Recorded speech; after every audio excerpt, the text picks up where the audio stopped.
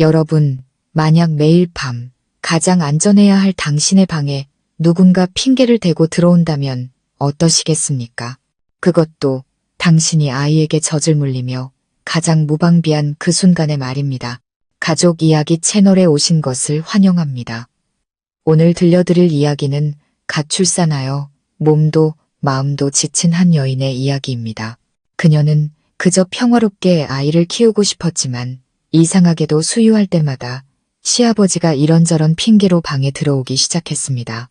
그 불편한 시선에 소름이 돋았지만 그녀는 무려 17번이나 침묵을 선택했습니다. 하지만 18번째 그녀는 온 가족을 충격에 빠뜨리고 시아버지가 모두 앞에서 고개를 숙이게 할 엄청난 결심을 하게 됩니다. 과연 이 이야기 뒤에 숨겨진 진실은 무엇일까요? 지금부터 그 놀라운 이야기를 시작합니다. 제 이름은 민서, 올해 28살이고 4개월 된 처사들을 키우고 있습니다. 남편 준호는 건설 현장 기사라 지방 출장이 잦습니다. 저희 시댁은 경기도 외곽에 위치해 있고 시아버님과 어머님 그리고 저희 부부까지 3대가 한 지붕 아래 살고 있었죠. 출산 초기에 저는 몸이 너무 약해져서 늘 녹초가 되어 있었습니다. 시어머니 박 여사님은 그런 며느리가 안쓰럽다며 매일같이 미역국과 호박죽을 끓여주시며 제 몸조리를 도와주셨어요. 시아버님 김진태 씨는 겉으로는 무뚝뚝하고 과묵하셨지만 주변에서는 모두 점잖은 분이라고 칭찬이 자자했습니다. 저는 이런 좋은 분들께 시집 온 게 정말 행운이라고 생각했죠. 하지만 그 생각은 아주 사소한 균열과 함께 깨지기 시작했습니다. 제가 그땐 너무 순진해서 눈치채지 못했을 뿐이죠. 그날 저녁 남편에게서 현장일 때문에 며칠 더 있다가 와야 한다는 전화가 왔습니다. 서운했지만 이미 익숙한 일이었어요. 늦은 밤 저는 아기를 안고 안방으로 들어가 조용히 문을 닫고 수유를 시작했습니다. 새근새근 젖을 빠는 아기 모습에 한참 빠져 있을 때 방문이 조심스럽게 열렸습니다. 시아버님이 고개만 쏙 내밀고는 작은 소리로 말씀하셨죠. 민서야, 아버지가 내 옷장에 잠시 뒀던 오비 좀 가져가마. 저는 깜짝 놀랐습니다. 그 옷장은 저희 부부만 쓰는 옷장이었고 아버님 물건이 있을 리가 없었거든요. 하지만 분명 착각하셨을 거라 생각하며 애써 웃었습니다. 네, 아버님, 가져가세요. 아버님이 방으로 들어오셨고 그분의 시선이 잠시 제게 머물렀습니다. 저는 그때 수유 가리개를 하고 있었죠. 그 눈빛의 순간 소름이 돋았지만 내가 수유 중이라 민망해 하시는 거겠지라며 스스로를 다독였습니다. 아버님은 우비를 들고 나가셨고 문은 조용히 닫혔지만 제 마음은 왠지 모르게 불안했습니다. 다음 날 제가 다시 아기에게 젖을 물리는데 또 노크 소리가 들렸습니다. 민서야, 아버지 잠깐 들어갈게. 가위 좀 찾으려고. 저는 최대한 아무렇지 않은 목소리로 대답했습니다. 네, 아버님, 들어오세요. 아버님은 또 방으로 들어오셨습니다. 이번에는 그 시선이 좀 더 길게 머물렀습니다. 그리고는 서랍장을 뒤적거리셨지만 가위는 보이지 않았죠. 저는 살짝 미간을 찌푸렸습니다. 가위는 늘 주방 서랍에 있었으니까요. 아버님이 방을 나가실 때까지도 저는 영문을 몰랐습니다. 하지만 뒤따라 나갔을 때 아버님 손에 아무것도 들려있지 않은 것을 보고는 심장이 차갑게 식기 시작했습니다. 그 후로도 이상한 일은 계속 반복되었습니다. 제가 아기를 안고 수유를 할 때마다 아침이건 밤이건 아버님은 온갖 핑계를 대며 방에 들어오셨습니다. 못을 찾는다, 손수건을 찾는다, 수첩을 가져간다. 매번 문을 조심스럽게 두드리고 다정한 목소리로 말씀하셨지만 그 눈빛만큼은 저를 결코 편안하게 두지 않았습니다. 저는 두려워지기 시작했습니다. 복도에서 아버님의 발소리만 들려도 심장이 철렁 내려앉았죠. 시어머님께 조심스럽게 말씀드렸더니 어머님은 그저 웃어 넘기셨습니다. 얘야, 아버님이 그냥 손주가 예뻐서 한 번 더 보고 싶어서 그러시는 거겠지. 괜한 생각 마라. 집안 분위기만 나빠진다. 저는 입을 다물었지만 여자의 직감은 이 일이 결코 간단치 않다고 말하고 있었습니다. 어느 날 오후 비가 몹시 쏟아졌습니다. 다들 외출하고 집에는 저와 아버님 단둘이 있었죠. 아기를 막 목욕시키고 방으로 데려와 수유를 시작하는데 노크도 없이 문이 벌컥 열렸습니다. 아버님이 물컵을 들고 들어오시며 말씀하셨습니다. 목이 너무 타서 그런데 찬물 한 잔만 다오. 저는 황급히 옷을 여미며 떨리는 손으로 물을 따랐습니다. 아버님은 제 가까이 서서 아기를 빤히 쳐다보셨지만 그 눈길은 자꾸만 다른 곳으로 향했습니다. 온몸에 피가 차갑게 식는 기분이었죠. 물을 다 마신 아버님은 한참을 더 서 있다가 나가셨습니다. 문이 닫히자마자 저는 소리내어 울었습니다. 이번 일은 더 이상 우연이라고 할 수 없었습니다. 그날 밤 남편이 돌아오기를 기다렸다가 겨우 입을 열었습니다. 준호는 제 얘기를 듣더니 미간을 찌푸렸습니다. 당신 너무 예민한 거 아니야? 우리 아버지가 그럴 뿐이셔. 당신 산후 우울증 때문에 괜한 생각하는 거야. 아버지한테 누명 씌우지 마. 저는 온몸에 힘이 빠졌습니다. 남편마저 저를 믿어주지 않았죠. 저는 이 집에서 완벽한 외톨이가 된 기분이었습니다. 다음날 밤부터 저는 아버님이 들어오실 때마다 그 횟수를 세기 시작했습니다. 5번째, 달력을 찾으러 오셨습니다. 7번째, 전기 콘센트를 점검하러 오셨습니다. 12번째, 시간을 물으러 오셨죠. 매번 그분의 눈빛은 어딘가 기묘했습니다. 저는 더 이상 누구에게도 말하지 못하고 그저 두려움에 떨며 아이에게 젖을 물릴 뿐이었습니다. 그리고 17번째 되던 날 아버님이 또 방으로 들어오셨습니다. 저는 거의 한계에 다다랐죠. 이불 속에 아기를 꼭 껴안고 잠든 척했습니다. 아버님은 한참을 서 계시다가 조용히 문을 닫고 나가셨습니다. 저는 알았습니다. 이대로 침묵하면 아무것도 끝나지 않으리라는 것을. 저는 계획을 세우기 시작했습니다. 그날 밤 시어머님께 조용히 말씀드렸습니다. 어머님, 내일 잠깐만 민준이 좀 봐주실 수 있으세요? 제가 처리할 일이 좀 있어서요. 어머님은 고개를 끄덕이셨습니다. 다음 날 아침 저는 휴대폰을 꺼내 동영상 녹화 버튼을 누르고 문 쪽을 향하도록 책장 위에 교묘하게 숨겨두었습니다. 아버님이 도대체 무슨 생각인지 알고 싶었습니다. 그리고 그날 오후 제 예상대로 제가 수유를 시작하자 방문이 열리는 소리가 들렸습니다. 시아버님이 고개를 내밀고는 그 익숙하고 다정한 목소리로 말씀하셨습니다. 민서야, 아버지 약 상자 좀 가져갈게. 저는 거울을 통해 아버님을 주시하며 침착하게 대답했습니다. 아버님은 방으로 들어와 책상으로 곧장 걸어오셨지만 손에는 아무것도 들지 않았습니다. 그러고는 잠시 멈춰서서 얇은 수유 가리개로 덮인 제 쪽을 쳐다보셨습니다. 온몸이 떨렸지만 저는 필사적으로 평정심을 유지했습니다. 아버님은 헛기침을 한번 하시더니 방을 나가셨습니다. 문이 닫히자마자 저는 깊은 숨을 내쉬며 휴대폰을 집어들었습니다. 영상에는 아버님의 모든 행동이 고스란히 담겨 있었습니다. 18번째, 저는 이제 아버님이 멈춰야 할 시간이 왔음을 직감했습니다. 저는 휴대폰 화면 앞에서 망연자실하게 앉아 있었습니다. 두 손이 부들부들 떨렸죠. 영상 속 시아버님은 제 가까이에 서서 제가 수유 가리개로 덮고 있는 곳 외에는 다른 곳을 보지 않았습니다. 그 눈빛은 오해할 수 없는, 절대로 우연이라고 말할 수 없는 눈빛이었습니다. 영상을 보면 볼수록 심장이 조여왔습니다. 끔찍한 공포와 수치심, 그리고 분노가 치밀어 올랐습니다. 제 인생에 이런 일을 겪게 될 줄은, 그것도 시아버지에게 그런 눈빛을 받게 될 줄은 상상도 못했습니다. 저는 울었습니다. 목이 메어 소리도 내지 못하고 울다가 이내 눈물을 닦았습니다. 우는 것만으로는 아무것도 바꿀 수 없었습니다. 저는 저 자신과 제 품에 안긴 작은 아들을 지켜야만 했습니다. 그날 밤 남편이 늦게 퇴근했습니다. 남편이 저녁 식사를 마치자마자 저는 남편을 방으로 끌고 들어가 문을 걸어 잠갔습니다. 그리고 조용히 말했죠. 오빠, 이것 좀 봐. 뭔데 그렇게 심각해? 남편이 피곤한 목소리로 물었습니다. 아버님에 대한 거야. 저는 휴대폰을 켜 영상을 재생했습니다.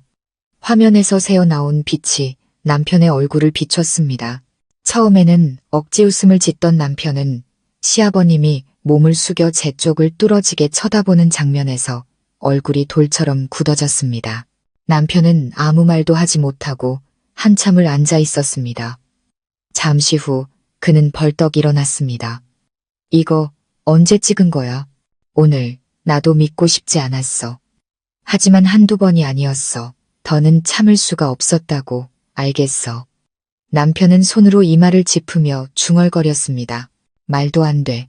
우리 아버지가 이럴 리가 없어. 그는 방을 나가 현관으로 향했습니다. 저는 남편이 담배에 불을 붙이는 소리를 들었습니다. 밤바람이 문틈으로 차갑게 스며들었죠. 온 집안은 쥐 죽은 듯 조용했습니다. 저는 남편이 이성과 혈육 사이에서 얼마나 격렬하게 갈등하고 있는지 알 수 있었습니다. 다음 날 아침 집안 공기는 무겁게 가라앉아 있었습니다.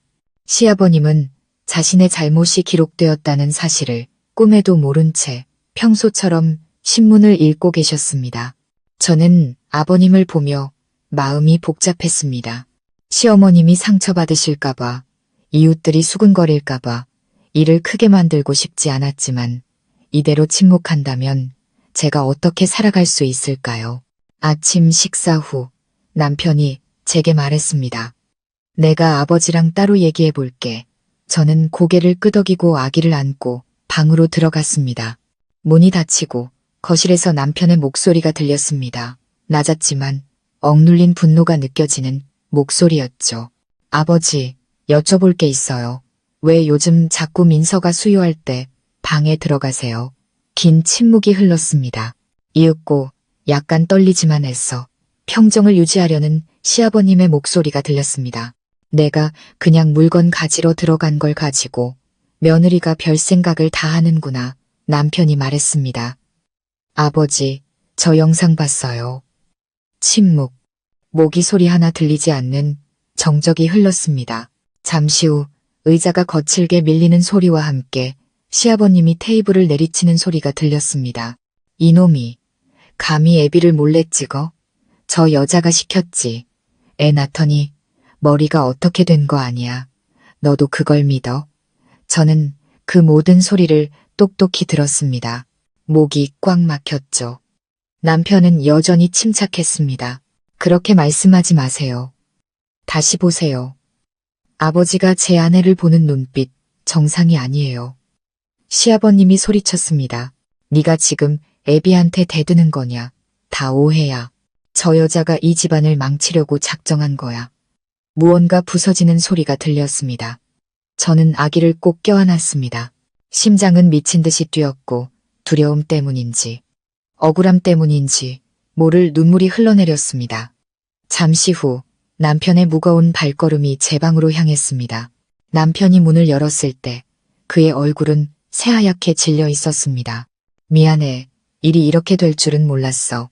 아버지가 너무 화가 나셔서 일단 며칠만 밖에 나가 있을게. 충돌을 피해야 할 것 같아. 저는 조용히 고개를 끄덕였습니다. 마음이 아프면서도 한편으로는 안도했습니다. 적어도 남편은 이제 저를 믿어주니까요. 하지만 저는 폭풍이 아직 끝나지 않았음을 직감했습니다. 그날 밤 저는 거의 잠을 이루지 못했습니다. 밖에서는 비가 추적추적 내리고 복도에서는 누군가의 발소리가 들렸습니다.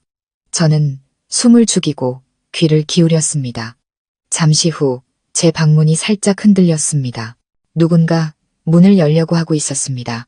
저는 아기를 껴안은 채 심장이 멎는 것 같았습니다. 문은 잠겨 있었지만 문고리는 조금씩 돌아가고 있었습니다. 저는 떨리는 눈으로 시계를 보았습니다.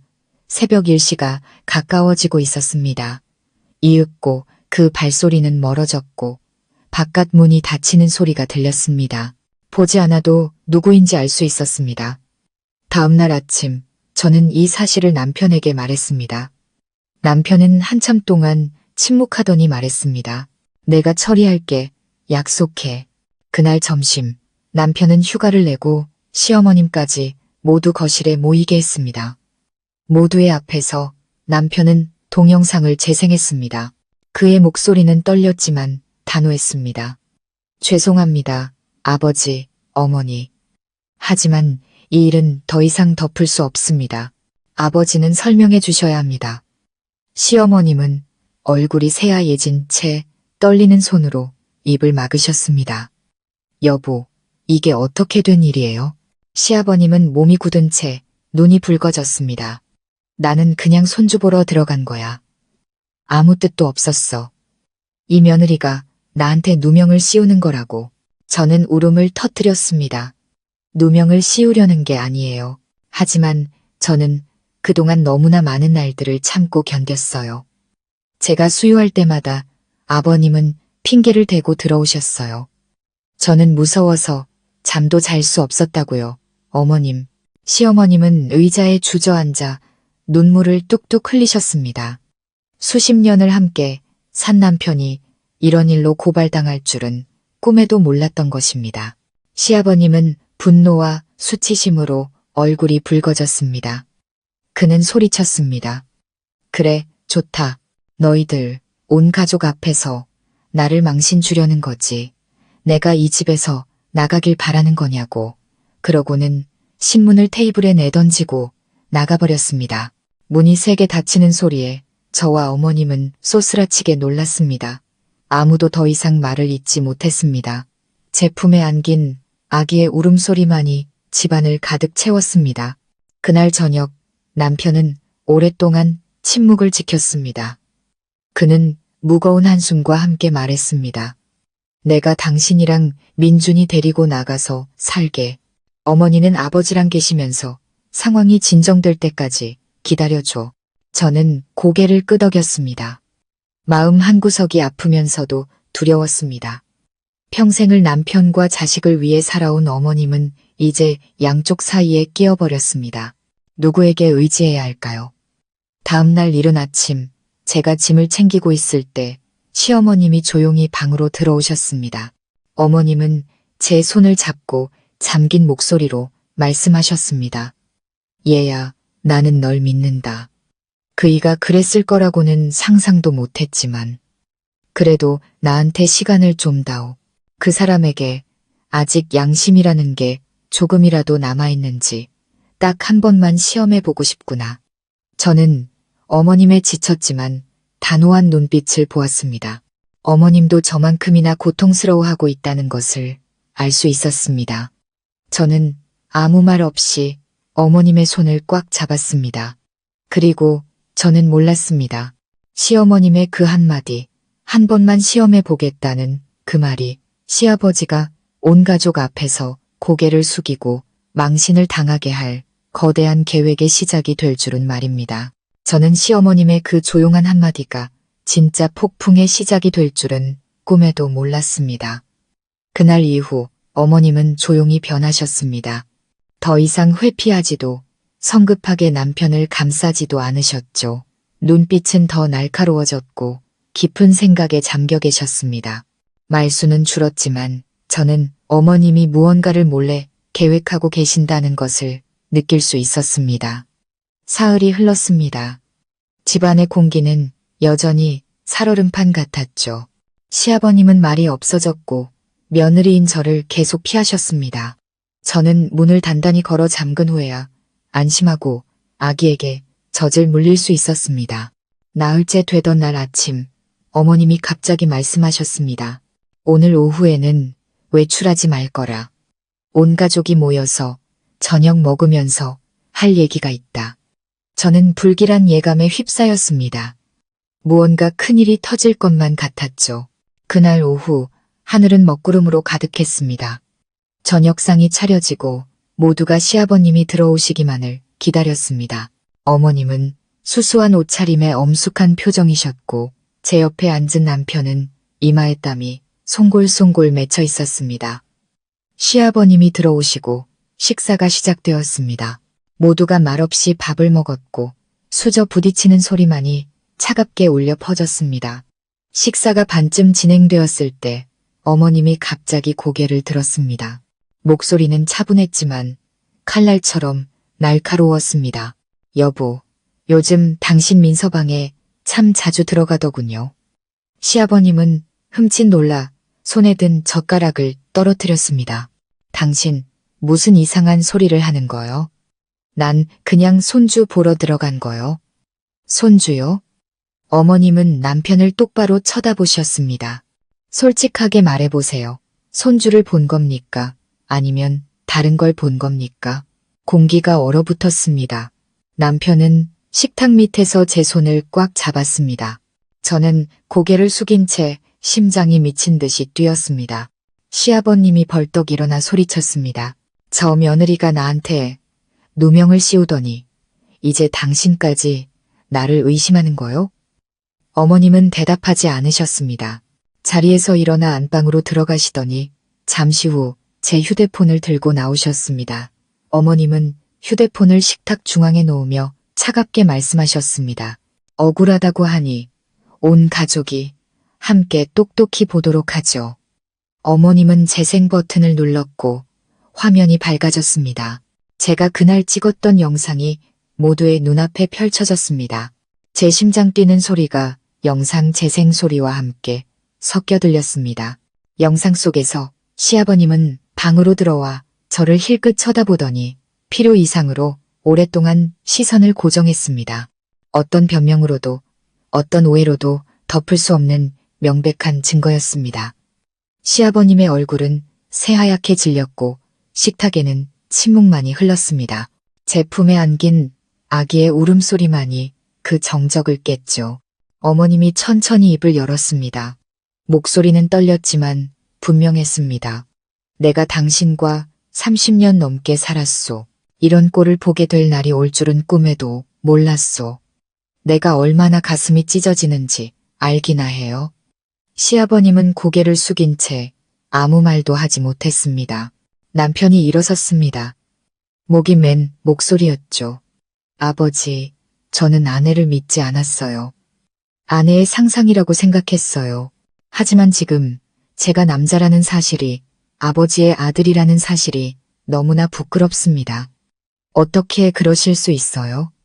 시아버님은 더듬거렸습니다. 나는 그냥 순간적으로 내가 무슨 큰 잘못을 한 것도 아니지 않소. 시어머님이 울음을 터뜨렸습니다. 눈물이 차갑게 식은 밥 위로 떨어졌습니다. 보시오. 당신은 큰 잘못이 아니라고 하지만 당신의 그 눈빛 때문에 내 며느리는 공포에 떨었고 내 아들은 상처를 받았고 나는 당신에 대한 믿음을 잃었소. 이게 부족하단 말이오. 아무도 말을 잇지 못했습니다. 서로의 얼굴을 쳐다볼 용기도 없었죠. 집안은 치욕스러운 침묵에 잠겼습니다. 잠시 후 시아버님은 소주잔을 가득 채워 단숨에 들이켰습니다. 그는 완전히 가라앉은 목소리로 말했습니다. 내가 잘못했다. 내가 틀렸어. 그래서 내가 뭘 어떻게 하길 바라나? 이 집에서 나가랴? 남편은 더 이상 분노가 아닌 깊은 피로감에 젖은 눈으로 아버지를 바라보았습니다. 아무도 아버지를 내쫓고 싶어 하지 않아요. 하지만 아버지는 아셔야 해요. 어떤 일들은 결코 없었던 일로 할 수 없다는 걸요. 사과하세요. 시아버님이 저를 돌아보았습니다. 그의 눈에는 수치심이 가득했습니다. 민서야, 내가 미안하다. 내가 나 자신을 제어하지 못했다. 내게 면목이 없구나. 저는 아버님을 보며 눈물을 뚝뚝 흘렸습니다. 매일 밤 저를 공포에 떨게 했던 사람에게서 이런 사과를 듣게 될 줄은 상상도 못했습니다. 사과는 받겠습니다. 하지만 저는 더 이상 이곳에서 살지 않을 거예요. 제 아들을 위해서라도 평온한 곳이 필요해요. 시어머님이 제 손을 잡고 목맨 소리로 말씀하셨습니다. 그래, 며칠 나가서 마음 좀 추스르렴. 나는 남아서 이 사람과 얘기를 좀 해야겠다. 그날 저녁 제가 짐을 챙기고 있을 때 어머님이 다가와 제 손에 작은 봉투를 쥐어주셨습니다. 이건 내가 모아둔 돈이다. 이걸로 방 얻는데 보태거라. 걱정 마라. 나는 너를 원망하지 않는다. 오히려 수십 년을 함께 산 사람의 진짜 얼굴을 보게 해줘서 고맙구나.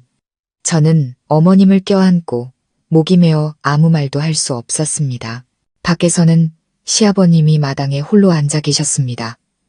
노란 불빛 아래 그의 모습이 외롭게 비쳤죠. 그의 손은 떨리고 있었고 술잔은 이미 차갑게 식어 있었습니다. 아마 아버님도 알고 계셨을 겁니다.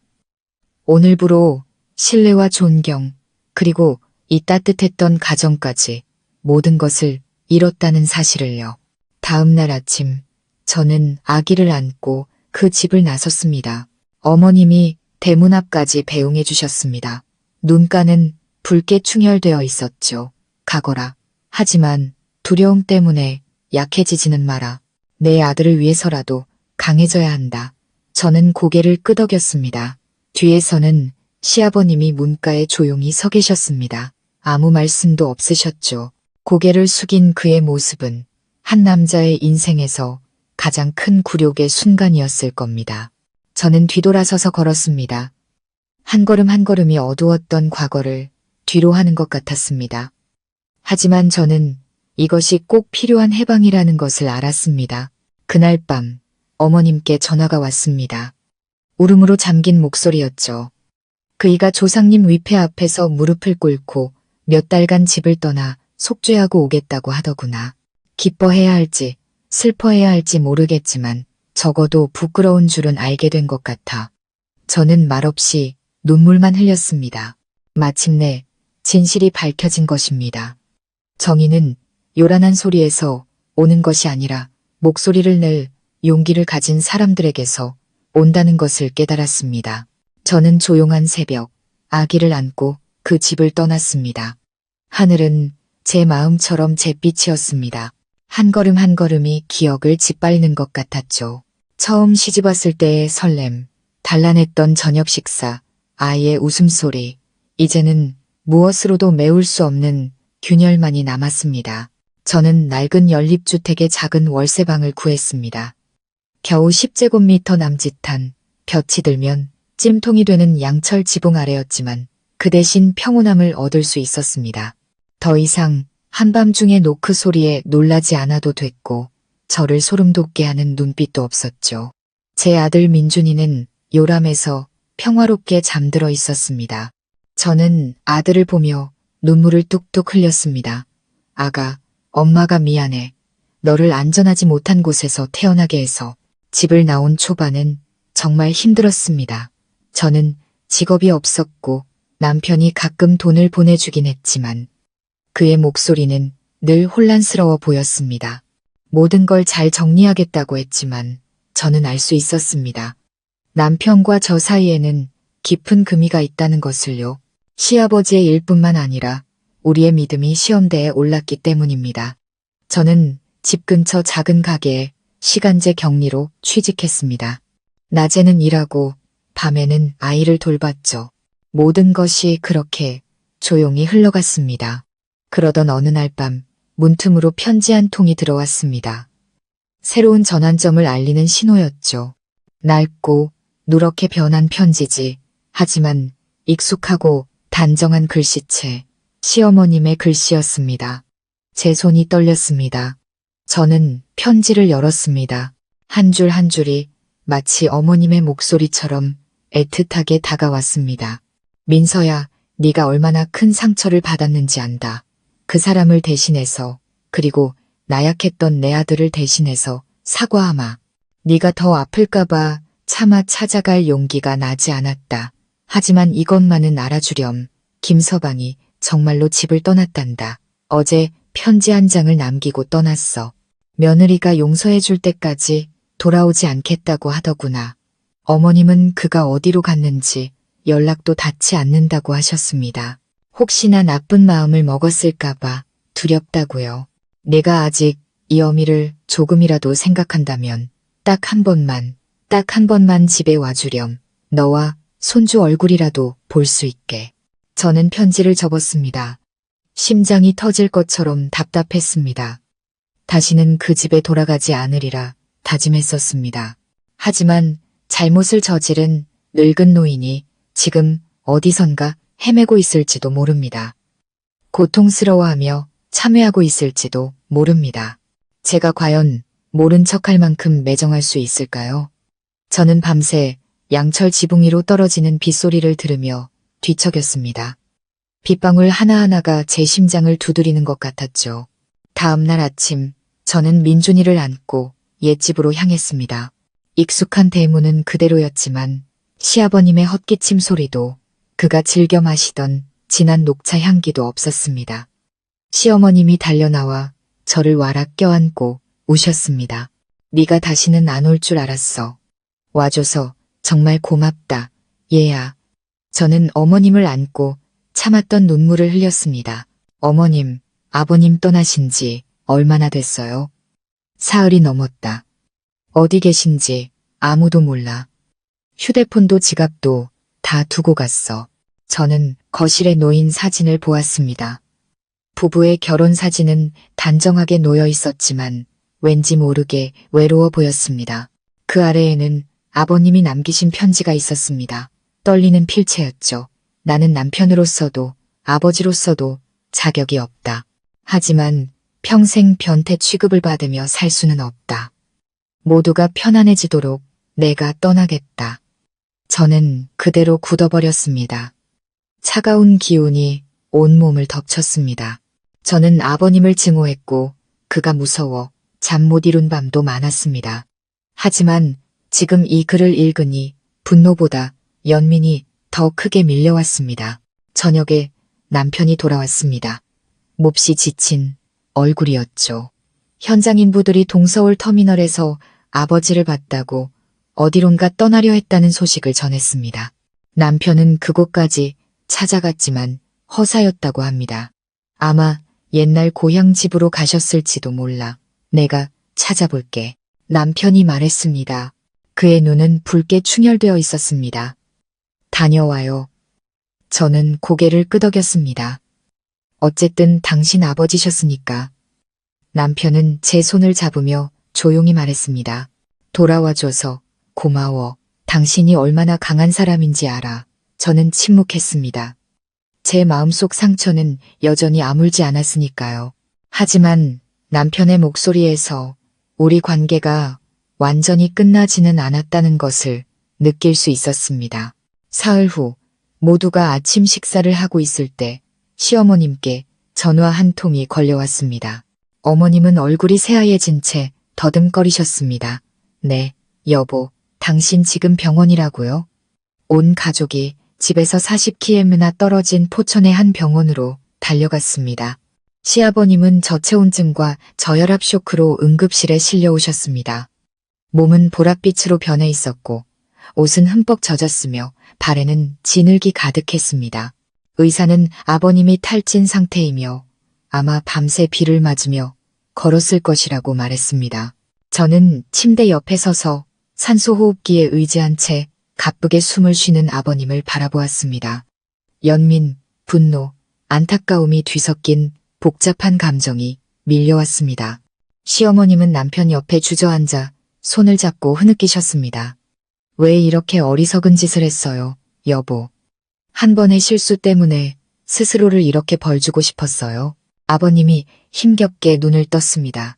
주변을 둘러보던 그는 제가 민준이를 안고 있는 것을 보고는 떨리는 손을 내밀었습니다. 얘야, 손주, 이리 좀 가까이 와보렴. 저는 잠시 망설였습니다.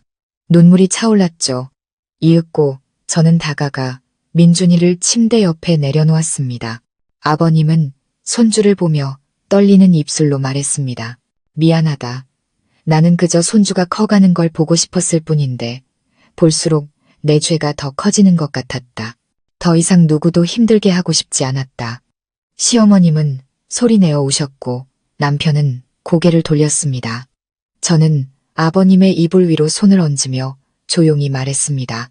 아버님, 이제 그만하세요. 저는 아버님의 사과를 받아들일게요.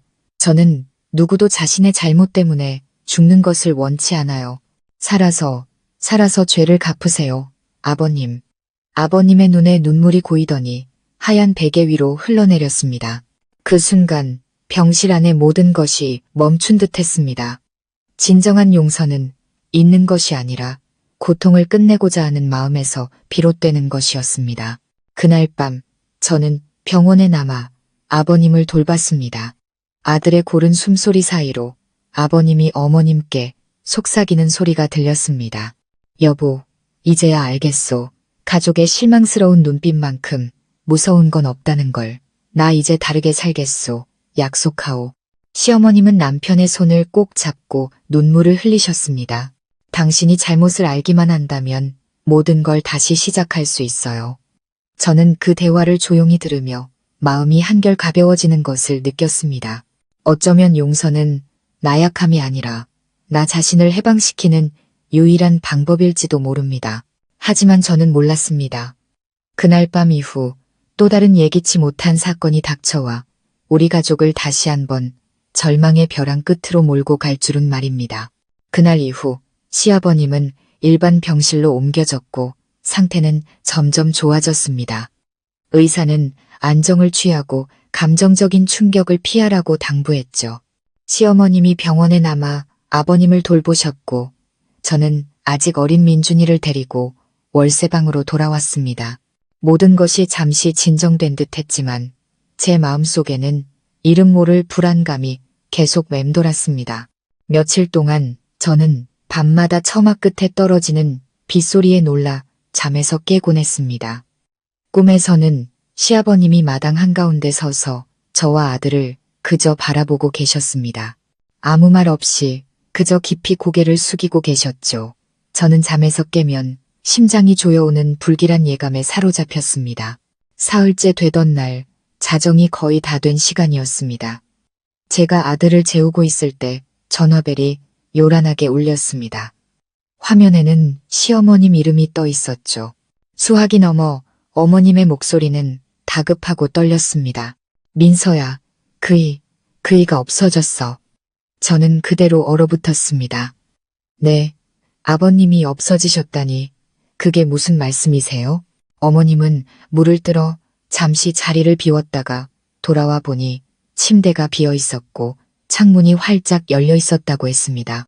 링거 바늘은 뽑혀 있었고 종이 한 장만 덩그러니 남아 있었다고요. 너무 무섭구나, 얘야. 저는 다리에 힘이 풀려 주저앉을 뻔했습니다. 겉옷을 챙겨 입을 겨를도 없이 민준이를 안고 택시를 잡아 병원으로 달려갔습니다. 밖에는 비가 쏟아지고 바람이 미친 듯이 불었습니다. 차가운 빗방울이 얼굴을 때렸죠. 머릿속에는 단 하나의 생각뿐이었습니다. 아버님께 무슨 일이 생기게 해서는 안 돼.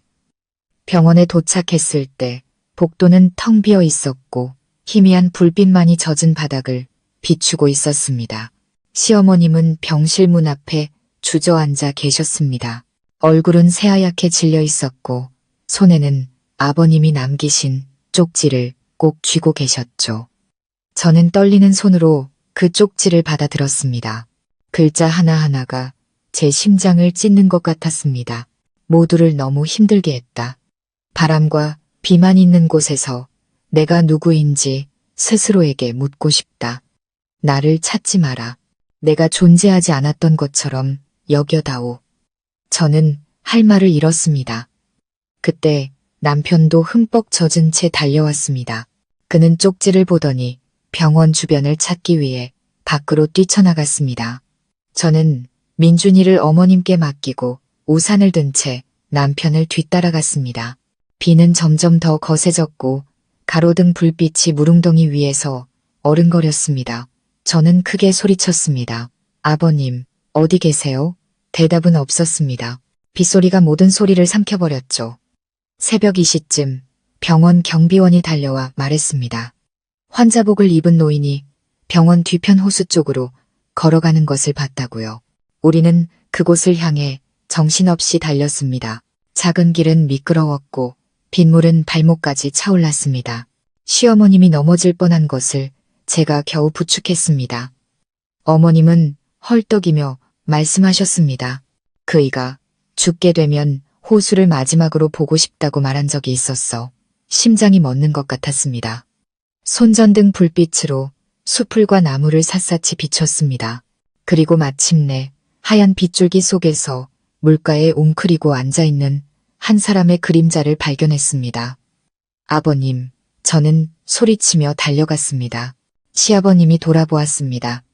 그의 눈은 깊고 지쳐 보였고 빗물과 눈물이 뒤섞여 뺨을 타고 흘러내렸습니다. 그는 쉰 목소리로 말했습니다. 왜 왔느냐? 찾지 말라고 하지 않았느냐? 저는 무릎을 꿇고 아버님의 어깨를 감싸 안았습니다.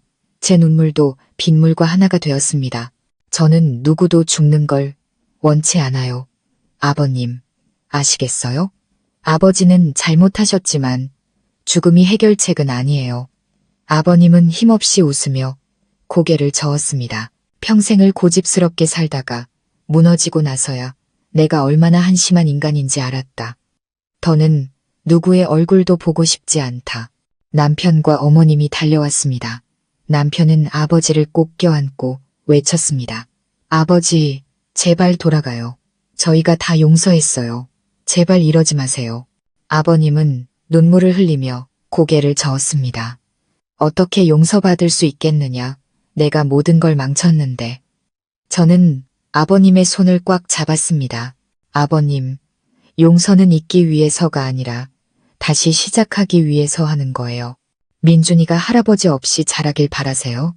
그 말을 듣는 순간 아버님은 멈칫했습니다. 입술이 떨리더니 어린아이처럼 소리내어 우셨습니다. 아버님은 남편의 어깨에 고개를 파묻고 목맨 소리로 말했습니다. 집에 가고 싶다. 나 너무 힘들다. 우리는 아버님을 부축해 병원으로 돌아왔습니다. 그날 밤 아무도 잠들지 못했습니다. 시어머님은 침대 옆에 앉아 울면서 아버님의 땀을 닦아주셨습니다. 저는 그 모습을 보며 목이 메었습니다. 아마도 한 남자가 자신의 잘못 때문에 눈물을 흘릴 줄 알게 되는 순간 그는 진정으로 다시 태어나는 것일지도 모릅니다. 다음 날 아침 의사는 아버님이 위기는 넘겼지만 심리적인 안정이 필요하다고 말했습니다. 그 말을 듣고서야 저는 깊은 안도의 한숨을 내쉴 수 있었습니다. 남편이 제 옆에 앉아 손을 잡으며 조용히 말했습니다. 당신에게 사과해야겠어. 당신이 아니었다면 모든 게 최악으로 끝났을지도 몰라. 저는 희미하게 웃으며 대답했습니다. 빚졌다고 생각하지 말아요. 그저 앞으로는 모두가 진심으로 살아가길 바랄 뿐이에요. 남편은 저를 바라보았습니다. 그의 눈빛에는 몇 년 만에 처음으로 온기가 담겨 있었습니다. 아마도 이 모든 시련이 우리를 더 깊이 이해하게 만든 것일지도 모릅니다. 사흘 후 시아버님은 퇴원을 고집하셨습니다. 그는 몹시 야위고 머리는 하얗게 새었지만 눈빛은 한결 부드러워졌습니다. 간호사에게 고개 숙여 감사 인사를 할 줄 알았고 누군가 지난 일을 꺼내면 조용히 침묵했습니다. 그날 저녁 아버님은 온 가족을 불러 모으고 조용히 말씀하셨습니다. 내가 깊이 생각해봤다. 몇 달간 요양원에 들어가 있겠다. 그곳에서 노인들을 돌보며 내 인생의 빚을 갚고 싶다. 시어머님이 우셨습니다. 당신이 그렇게 가버리면 나는 누구랑 살라고요. 내가 속죄하고 있다고 생각해줘. 다시 돌아올 용기가 생기면 그때 돌아오겠소. 아버님은 저를 돌아보며 천천히 말씀하셨습니다. 민서야, 고맙다. 내게는 나를 미워할 권리가 있는데도 너는 나를 구해주었다. 그 은혜는 평생 잊지 않겠다. 저는 눈시울이 붉어졌습니다. 그저 아버님께서 약속을 지켜주시길 바랍니다. 당당하게 사셔서 제 아들이 할아버지를 존경할 수 있도록 가르칠 수 있게 해주세요. 아버님은 고개를 끄덕였고 눈물이 뺨을 타고 흘렀습니다. 아버님을 떠나보내던 날 하늘에서는 여전히 비가 부슬부슬 내렸습니다. 그는 차에 오르기 전 뒤를 돌아보았습니다. 그 눈빛은 아이처럼 순수해 보였습니다. 저는 민준이를 안고 그 모습을 지켜보았습니다. 마음속에서 형언할 수 없는 감정이 차올랐죠. 미래가 어떻게 될지는 알 수 없었습니다. 하지만 적어도 오늘 저는 한때 저를 공포에 떨게 했던 한 남자가 뉘우칠 줄 알고 고개 숙일 줄 알고 다시 시작할 줄 아는 모습을 보았습니다. 그리고 저는 믿습니다. 그것이야말로 삶이 주는 진정한 공평함이라는 것을요. 시아버지가 요양원에 들어간 지 3주가 흘렀고 제 삶은 점차 평온을 되찾았습니다. 아침마다 민준이를 데리고 동네 작은 공원에 나가 햇살 아래서 까르르 웃는 아들을 보며 제 마음도 조금씩 안정을 찾아갔습니다. 남편은 여전히 우리 모자를 찾아와 도와주었지만 우리는 미래에 대한 이야기는 하지 않았습니다. 그가 후회하는 것처럼 보였지만 제 마음속에는 아직 아물지 않은 상처가 있었기 때문입니다. 시어머님은 자주 전화해서 요양원에 계신 아버님 소식을 전해주셨습니다. 그이가 정말 많이 변했다. 얘야, 어린애처럼 순해져서 매일 아침 일찍 일어나 마당 쓸고 다른 분들 설거지도 돕는단다. 저는 그저 조용히 듣기만 했습니다. 마음 깊은 곳에서는 어머님의 말씀이 사실이기를 바랐지만요. 어느 날 아침 비가 부슬부슬 내리고 있었습니다. 제가 민준이에게 이유식을 먹이고 있는데 누군가 문을 두드렸습니다. 동네 경비 아저씨였고 손에는 노란 봉투를 들고 계셨습니다. 민서 씨 맞죠? 편지가 왔네요. 저는 봉투를 받아 들고 의아해했습니다. 네, 누가 보낸 건가요? 글쎄요, 보내는 사람 이름은 없고 화한 요양원이라고만 적혀 있네요. 저는 멈칫했습니다. 심장이 갑자기 세차게 뛰기 시작했죠. 편지를 열자 떨리는 필체에 익숙한 글씨가 나타났습니다. 시아버님의 글씨였습니다. 민서야, 네가 이 편지를 읽을 때쯤이면 아버지는 아마 요양원에 없겠구나. 도망친 것도 예전처럼 사라진 것도 아니다. 그저 내게 잘못을 바로잡을 시간이 얼마 남지 않은 것 같아 두려울 뿐이다. 지난 3주 동안 이곳에 계신 노인들을 매일 보았다. 자식에게 버림받은 분, 자기 이름조차 잊어버린 분. 나는 고독의 대가가 무엇인지 똑똑히 보았다. 가장 무서운 것은 세상의 손가락질이 아니라 가장 가까운 가족에게 외면당하는 것이라는 걸 깨달았다. 나는 너에게 조금이라도 보답하기 위해 마지막으로 한 가지 일을 하고 싶다. 저는 거기까지 읽고 심장이 더욱 거세게 뛰었습니다. 다음 문장은 저를 충격에 빠뜨렸습니다. 내가 가진 시골 땅과 집 전부를 손주 민준이 앞으로 넘겼다. 서류는 변호사를 통해 처리해두었다. 그냥 받아다오. 죄를 씻기 위해서가 아니다. 그저 내 손주가 부족함 없이 자라길 바라는 마음과 내가 진심으로 뉘우치고 있다는 걸 네가 알아주길 바랄 뿐이다. 저는 떨리는 손으로 편지를 접었습니다. 눈시울이 뜨거워졌죠. 집 때문이 아니었습니다. 한때 두려워했던 사람에 대한 연민이라는 이상한 감정 때문이었습니다. 그날 오후 시어머님께 전화가 왔습니다. 목소리가 잔뜩 잠겨 있었죠. 민서야, 편지 받았니? 네, 어머님, 그런데 아버님은 어디 계세요? 어머님이 흐느끼셨습니다. 그이가 정말 떠나버렸어. 요양원에서 아침에 퇴소 신청서를 남기고 나갔다고 하더구나. 다들 집으로 간 줄 알았는데 오지 않았어. 저는 그대로 얼어붙었습니다. 심장이 멎는 것 같았죠. 또 없어지셨다고요? 그래. 민준이 100일 때 찍은 가족사진 한 장만 들고 나갔단다. 너무 무섭구나. 민서야. 저는 서 있을 수가 없었습니다. 지난밤의 악몽 같은 기억이 되살아났습니다. 바람소리, 빗소리, 호숫가에 서 있던 깡마른 그림자, 모든 것이 어제 일처럼 생생했습니다. 저는 겉옷을 걸치며 다급하게 말했습니다. 어머님, 제가 아버님 찾으러 갈게요. 해가 저물고 하늘은 먹구름으로 뒤덮였습니다. 저는 요양원으로 달려갔습니다. 나이든 원장님이 저를 알아보고 한숨을 쉬셨습니다. 그 어르신 요 며칠 계속 생각에 잠겨 계셨어요. 며느리에게 마지막으로 할 말이 있다고 하시더군요. 아침에 약 사러 나간다고 하셔서 저희는 믿었는데 저는 요양원 마당을 둘러보았습니다. 바람이 노란 낙엽을 흩날렸습니다. 돌탁자 위에는 아버님이 마시던 찻잔이 아직 온기를 머금고 있었습니다. 저는 찻잔을 만지며 눈물을 흘렸습니다. 어디로 가신다고 말씀 안 하셨나요? 어제 그러시더군요. 모든 잘못이 시작된 곳을 다시 찾아가고 싶다고요. 저는 멈칫했습니다. 잘못이 시작된 곳. 심장이 조여왔습니다. 그곳은 단 한 곳뿐이었습니다. 제가 아이에게 젖을 물리던 모든 비극이 시작된 옛집. 저는 남편에게 전화했습니다. 우리 부부는 곧장 차를 몰아 옛집으로 향했습니다. 하늘은 점점 어두워졌고 번개가 쳤습니다. 옛집 대문 앞에 차를 세웠을 때 폭우가 쏟아지기 시작했습니다. 대문은 살짝 열려 있었고 집 안에서는 불빛이 새어나오고 있었습니다. 저는 떨리는 마음으로 집 안으로 들어섰습니다. 거실에서 시아버님이 조상님 위패 앞에 조용히 앉아 계셨습니다. 손에는 가족 사진을 들고 계셨죠.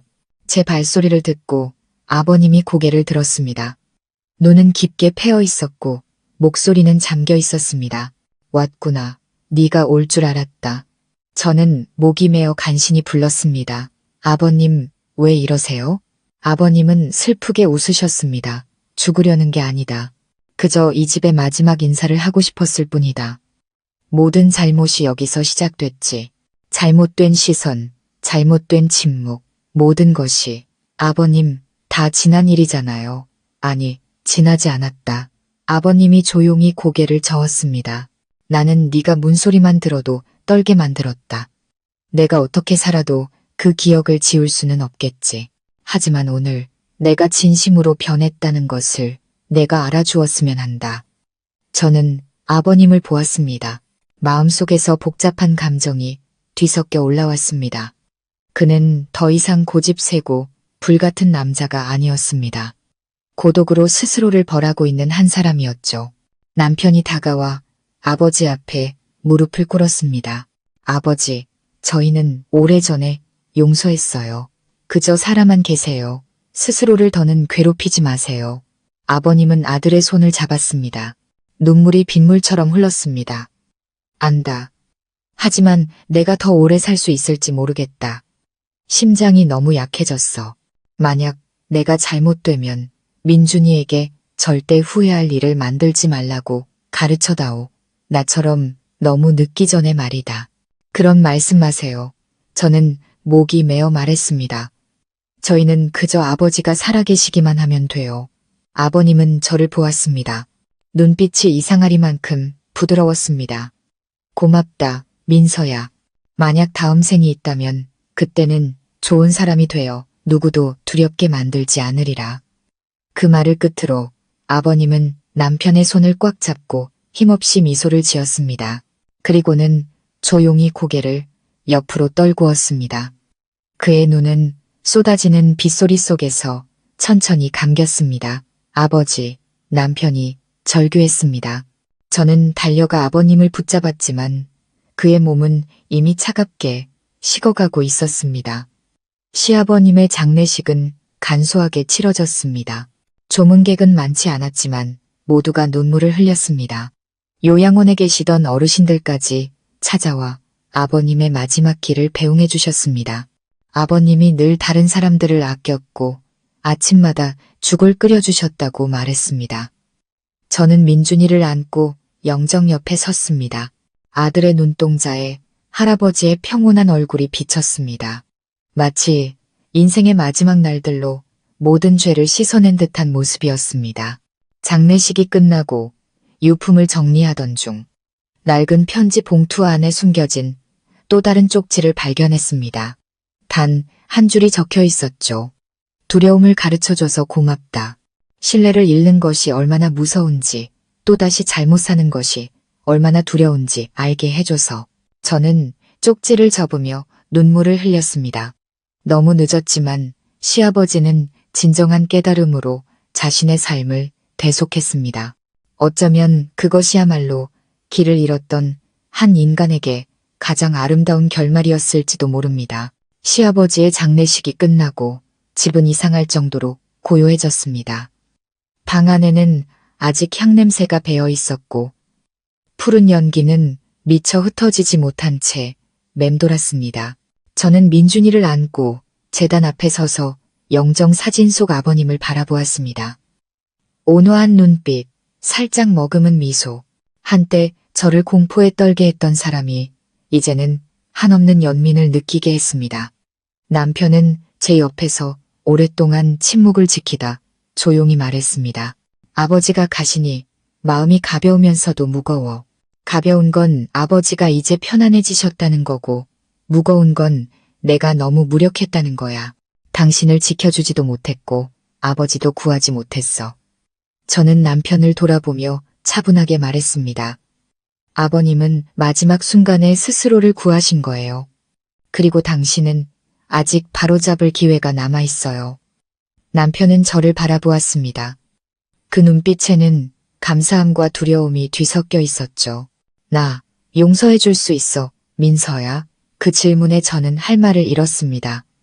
두려움과 억울함에 홀로 아이를 안고 울었던 밤들이 떠올랐습니다. 저를 의심하고 이 집에서 저를 외톨이로 만들었던 사람도 바로 남편이었습니다. 저는 목이 맨 채 작게 대답했습니다. 용서는 할 수 있지만 잊을 수는 없어, 준호 씨. 그날 밤 조문객들이 모두 돌아가고 시어머님은 홀로 툇마루에 앉아 계셨습니다. 노란 불빛이 어머님의 수척한 얼굴을 비췄습니다. 제가 죽 한 그릇을 내어가자 어머님이 슬프게 웃으셨습니다. 고맙다. 민서야, 네가 아니었다면 그이는 아마 평생 참회가 뭔지도 모르고 살았을 게다. 저는 고개를 저었습니다. 그렇게 말씀 마세요, 어머님. 저는 그저 한 여자로서 제 자신과 제 아이를 지키기 위해 해야 할 일을 했을 뿐이에요. 어머님이 가볍게 한숨을 쉬셨습니다. 이제 그이가 가고 나니 마음이 텅 빈 것 같아. 밉기도 하고 아프기도 했지만 그래도 수십 년을 함께 산 사람인데 아마 이번 생에는 누구도 원망하지 못할 것 같구나. 저는 어머님의 어깨에 손을 얹고 가만히 쥐었습니다. 마음속에서 안타까움과 연민이 뒤섞인 감정이 피어올랐습니다. 이 여인 또한 너무나 오랫동안 침묵의 희생자였으니까요. 49제가 끝나고 저는 어머님과 민준이를 데리고 도시로 돌아왔습니다. 남편이 제안했습니다. 우리 집에 들어와서 같이 살자, 서로 돌봐주면서. 저는 침묵했습니다. 우리 모자의 작은 월세방은 비록 초라했지만 그 모든 시련 후에 제가 유일하게 안전하다고 느꼈던 곳이었습니다. 저를 무너뜨렸던 바로 그곳에서 다시 시작할 용기가 제게 있는지 알 수 없었습니다. 남편이 저를 보며 진심 어린 목소리로 말했습니다. 잊으라고 강요하지 않을게. 그저 만회할 기회를 줘. 다시는 예전처럼 당신을 혼자 두지 않을게. 그 말에 제 마음이 흔들렸습니다. 제 눈물을 외면했던 사람이 이제는 잘못을 저지른 아이처럼 고개를 숙이고 있었습니다. 하지만 제 마음의 상처는 너무 깊어서 사과 한마디로 아물 수는 없었습니다. 저는 조용히 대답했습니다. 시간을 줘요. 정말 다시 시작하고 싶다면 말로 하지 말고 행동으로 보여줘요. 그 후 며칠 동안 남편은 정말로 변하기 시작했습니다. 그는 자주 월세방에 들러 청소를 하고 아이와 놀아주고 퇴근하는 저를 마중 나왔습니다. 많은 말을 하지 않고 그저 묵묵히 행동으로 보여주었죠. 한 번은 비가 많이 와서 제 방에 전기가 나간 적이 있습니다. 그는 빗속을 뚫고 달려와 두꺼비 집을 다시 올렸습니다. 흠뻑 젖었지만 그는 웃으며 말했습니다. 다시는 당신을 어둠 속에 혼자 두지 않을 거야. 저는 그를 보며 가슴이 저릿했습니다. 어쩌면 사람은 모든 것을 잃을 뻔해야 비로소 소중함을 아는 것일지도 모릅니다. 어느 날 밤 저는 휴대폰에 저장된 옛날 영상들을 보고 있었습니다. 민준이가 웃는 영상, 그리고 요양원에 계실 때의 시아버님 영상이었습니다. 영상 속에서 아버님은 카메라를 보며 작게 말씀하셨습니다. 민서가 아직도 화가 나 있다면 계속 나를 원망하게 해라. 하지만 준호는 미워하지 말아다오. 그 녀석은 그저 마음이 약할 뿐이다. 약한 사람이 실수하기 쉽지만 돌아올 줄 아는 사람이라면 너무 밀어내지는 말아다오. 저는 그 말을 듣고 심장이 멎는 것 같았습니다. 소리내어 울기 시작했죠. 제가 세상에서 가장 나쁜 사람이라고 생각했던 그가 이제는 제 마음을 녹이는 말을 하고 있었습니다. 어쩌면 진정한 용서는 남겨진 사람들이 평온하게 살아가도록 하는 것일지도 모른다는 생각이 들었습니다. 저는 휴대폰을 들고 남편에게 전화했습니다. 그가 반가운 목소리로 전화를 받았습니다. 민서야, 무슨 일이야? 여기로 와줘요. 할 얘기가 있어요. 다시 비가 내렸고 남편은 흠뻑 젖은 채 다급한 모습으로 도착했습니다. 그는 걱정과 희망이 뒤섞인 눈빛으로 저를 바라보았습니다. 저는 따뜻한 차를 내밀며 차분하게 말했습니다. 준호 씨, 생각을 많이 해봤어요. 우리 인생에서 누구도 과거를 선택할 수는 없지만 그것을 어떻게 마주할지는 선택할 수 있어요. 당신에게 기회를 주겠다는 뜻이에요. 하지만 예전처럼 돌아가기 위해서가 아니라 당신이 한때 가볍게 여겼던 것들을 소중히 여기는 법을 배우기 위해서예요. 남편은 잠시 멍하니 서 있다가 다가와 제 손을 잡았습니다. 그의 손은 따뜻했지만 축축하게 젖어 떨리고 있었습니다. 약속할게. 얼마나 걸리든 기다릴게. 내가 우리 모자 곁에 있을 자격이 있다는 걸 보여줄게. 저는 미소를 지었습니다. 눈물이 흘렀지만 마음은 이상하게 가벼웠습니다. 어쩌면 용서는 우리를 약하게 만드는 것이 아니라 상처를 두려움 없이 다시 바라볼 수 있을 만큼 강하게 만드는 것일지도 모릅니다. 한 달 후 저는 시어머님과 함께 옛집으로 돌아왔습니다. 어두운 기억으로 가득했던 집은 이제 조금씩 밝아지고 있었습니다. 민준이의 웃음소리 덕분에 새 식구가 함께하는 저녁 식사 덕분에 어머님은 남편에게 향을 피우며 조용히 말씀하셨습니다. 여보, 걱정 마세요. 아이들은 이제 괜찮아요. 저는 영정 사진을 보며 속으로 말했습니다. 아버님, 저도 용서했고 저를 아프게 했던 사람을 다시 사랑하는 법을 배우고 있어요. 어느 날 오후 저는 툇마루에 서서 남편이 아이를 안고 마당을 뛰어다니는 모습을 보았습니다. 아이의 웃음소리가 울려 퍼졌죠. 처마 밑에서는 비가 부슬부슬 내렸습니다. 제 마음속에 낡은 상처는 여전히 남아있었지만 이제 그것은 흉터가 아니라 교훈이 되었습니다.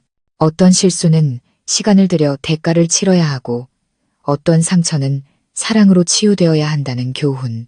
그리고 어떤 사람들은 반평생이 지나서야 비로소 올바르게 사랑하는 법을 배운다는 것을요. 저는 하늘을 올려다보았습니다. 저녁 노을이 구름 사이를 뚫고 비춰왔습니다. 마치 세상을 떠난 그분의 눈빛처럼 다정하게. 아마도 먼 그곳에서 시아버님도 미소 짓고 계실 겁니다. 시아버지가 돌아가신 지 2달 후 삶은 점차 안정을 되찾았습니다. 집은 새로 수리하고 페인트 칠을 해서 한결 밝아졌죠. 시어머님은 시장 앞에서 작은 가게를 여셨고 남편은 작은 건설 현장을 다시 시작했으며 저는 집 근처 회사에 격리로 취직했습니다. 저녁에는 세 식구가 모여 밥을 먹었고 민준이는 옹알이를 시작했습니다. 이상하리만큼 따뜻한 분위기였죠. 모든 폭풍이 지나고 마침내 평화가 찾아왔다고 생각했습니다. 하지만 평화는 때로 또 다른 파도 앞에 고요함일 뿐이었습니다. 그날 오후 쨍쨍하던 하늘에서 갑자기 소나기가 쏟아졌습니다. 제가 막 저녁상을 차렸을 때 누군가 문을 두드렸습니다. 빗물에 흠뻑 젖은 고단해 보이는 중년 남성이 처마 밑에 서 있었습니다. 혹시 민서 씨 되십니까? 그가 쉰 목소리로 물었습니다. 네, 제가 민서인데요. 실례지만 누구신지. 남자는 한참 동안 저를 바라보다가 무거운 눈빛으로 말했습니다. 저는 김진태 씨의 친구입니다. 요양원에서 같은 방을 썼었죠. 저는 순간 놀라 서둘러 그를 안으로 모셨습니다. 시어머님도 소리를 듣고 나오셨다가 그 남자를 보고는 그대로 굳어버렸습니다. 최 서방님 아니세요? 어머님이 떨리는 목소리로 물었습니다. 예, 아주머니, 오랜만에 뵙습니다. 두 사람은 서로를 보며 만감이 교차하는 표정을 지었습니다. 저는 영문을 모른 채 가만히 서 있었습니다. 최서방님이라는 분은 자리에 앉아 품속에서 축축한 편지 봉투를 꺼내 제 앞에 놓았습니다. 이걸 전해드리러 왔습니다. 돌아가시기 며칠 전 김서방이 제게 맡겼습니다. 만약 자기가 돌아오지 못하면 며느님께 꼭 직접 전해달라고요. 저는 숨을 죽였습니다. 시어머님이 제 손을 꼭 잡았습니다. 눈시울이 붉어졌죠. 그이가 편지를 또 남겼단 말이에요. 저는 봉투를 열었습니다. 안에는 편지 한 통과 토지, 소유권 이전 증서가 들어 있었습니다. 하지만 이전에 봤던 서류와는 달랐습니다. 이번 수혜자는 민준이가 아니라 이수련이라는 낯선 여자의 이름이었습니다. 저는 깜짝 놀라 손이 차가워졌습니다. 이수련이 누구예요? 어머님, 제가 떨리는 목소리로 묻자 시어머님은 얼굴이 새하얘진 채 멍하니 바닥을 내려다보셨습니다. 수련이는 내 시아버지의 옛날 약혼자였다. 나랑 결혼하기 전에 두 사람 약혼했었는데 집안의 반대로 헤어졌다고 들었다. 몇 년 뒤에 내가 내 아버님을 만나 결혼했고 저는 할 말을 잃었습니다. 이전 증서에는 분명히 적혀 있었습니다. 나 김진태는 자발적으로 포천에 있는 토지의 소유권을 내게 은혜를 입었던 이수련 씨에게 이전한다. 그 아래에는 떨리는 글씨로 이렇게 쓰여 있었습니다. 나는 그녀에게 사과 한마디와 집 한 채, 그리고 내가 빼앗아버린 청춘을 빚졌다. 방 안의 공기가 돌덩이처럼 무거워졌습니다. 남편이 서류를 집어들고는 얼굴이 굳어졌습니다. 아버지한테 포천의 땅이 또 있었다니 왜 이런 서류가 지금 나타나는 거죠? 최서방님이 한숨을 쉬었습니다. 있었답니다. 요양원에 들어가기 전 제게 말씀하셨죠. 아주머니와 막 결혼했을 때 몰래 포천의 땅 한 떼기를 사두셨다고요. 옛사람에게 훗날 무슨 일이 생기면 도울 수 있게 하려고요. 하지만 평생 그걸 후회하셨고 돌아가시기 직전에야 그분 이름으로 넘겨서 죄를 씻고 싶다고 하셨습니다. 저는 그대로 얼어붙었습니다. 머릿속에 수많은 질문이 떠올랐습니다. 왜 돌아가시기 직전까지 이 비밀을 지켰을까? 왜 시어머님이나 남편이 아닌 낯선 사람에게 이걸 전달해달라고 했을까? 시어머님은 주저앉아 두 손으로 얼굴을 감쌌습니다. 그랬구나. 수십 년 동안 그 사람은 옛사람과 계속 연락하고 있었구나. 내가 너무 어리석고 눈이 멀었어. 민서야. 저는 어머님을 부축했습니다. 눈물이 차올랐죠. 어머님, 다 지난 일이에요. 돌아가신 분인데 우리가 아파해도 바뀌는 건 없잖아요. 남편은 서류를 꽉 쥐고 목맨 소리로 말했습니다. 하지만 민서야, 아버지가 이런 걸 숨기셨다면 우리가 모르는 게 또 뭐가 있을까? 그날 밤 아무도 잠들지 못했습니다. 저는 심장이 미친 듯이 뛰었고 머릿속에서는 시아버님의 모습이 계속 맴돌았습니다. 고개 숙여 사과하고 변하고 자식들의 품에서 돌아가신 그 남자가 사실은 비밀스러운 삶의 일부를 숨기고 있었던 것입니다. 다음 날 아침 남편은 사실을 확인하러 포천으로 가기로 결정했습니다. 저도 함께 나섰습니다. 구불구불한 시골길 양옆으로는 푸른 논이 펼쳐져 있었습니다.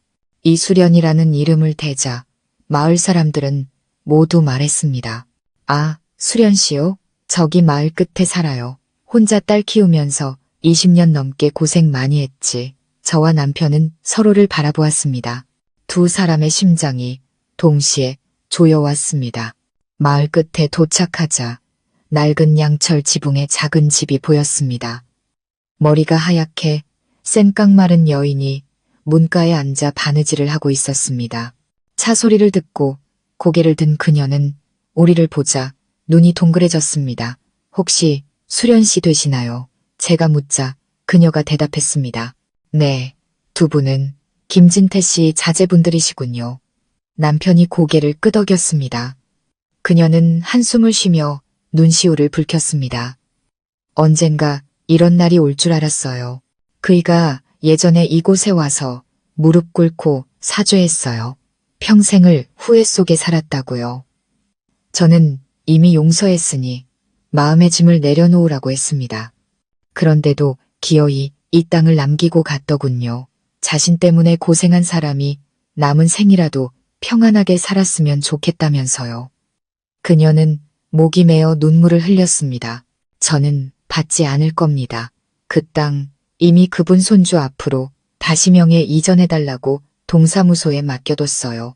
죽은 사람은 떠나보내고 산 사람은 다투지 말아야죠. No. 저는 그대로 서서 목이 메었습니다. 이 모든 혼란 속에서도 이렇게 고결한 마음이 존재할 수 있다는 사실에 놀랐습니다. 돌아오는 길에 남편이 제 손을 꽉 잡았습니다. 아버지가 참 많은 잘못을 했지만 그래서 더 모든 걸 보상하고 싶으셨나 봐. 옛사람에게도 그리고 우리에게도. 저는 바람이 세차게 부는 들판을 내다보며 조용히 대답했습니다. 어쩌면 용서는 모든 걸 잊는 게 아니라 잘못한 그 사람도 결국 우리처럼 나약한 인간이었다는 걸 인정하는 건지도 몰라요. 남편이 제 손을 더 세게 잡았습니다. 제 눈에서는 눈물이 흘렀지만 이번에는 원망이 아닌 깊은 공감의 눈물이었습니다. 어딘가에서 시아버님도 미소 짓고 계실 거라고 믿었습니다.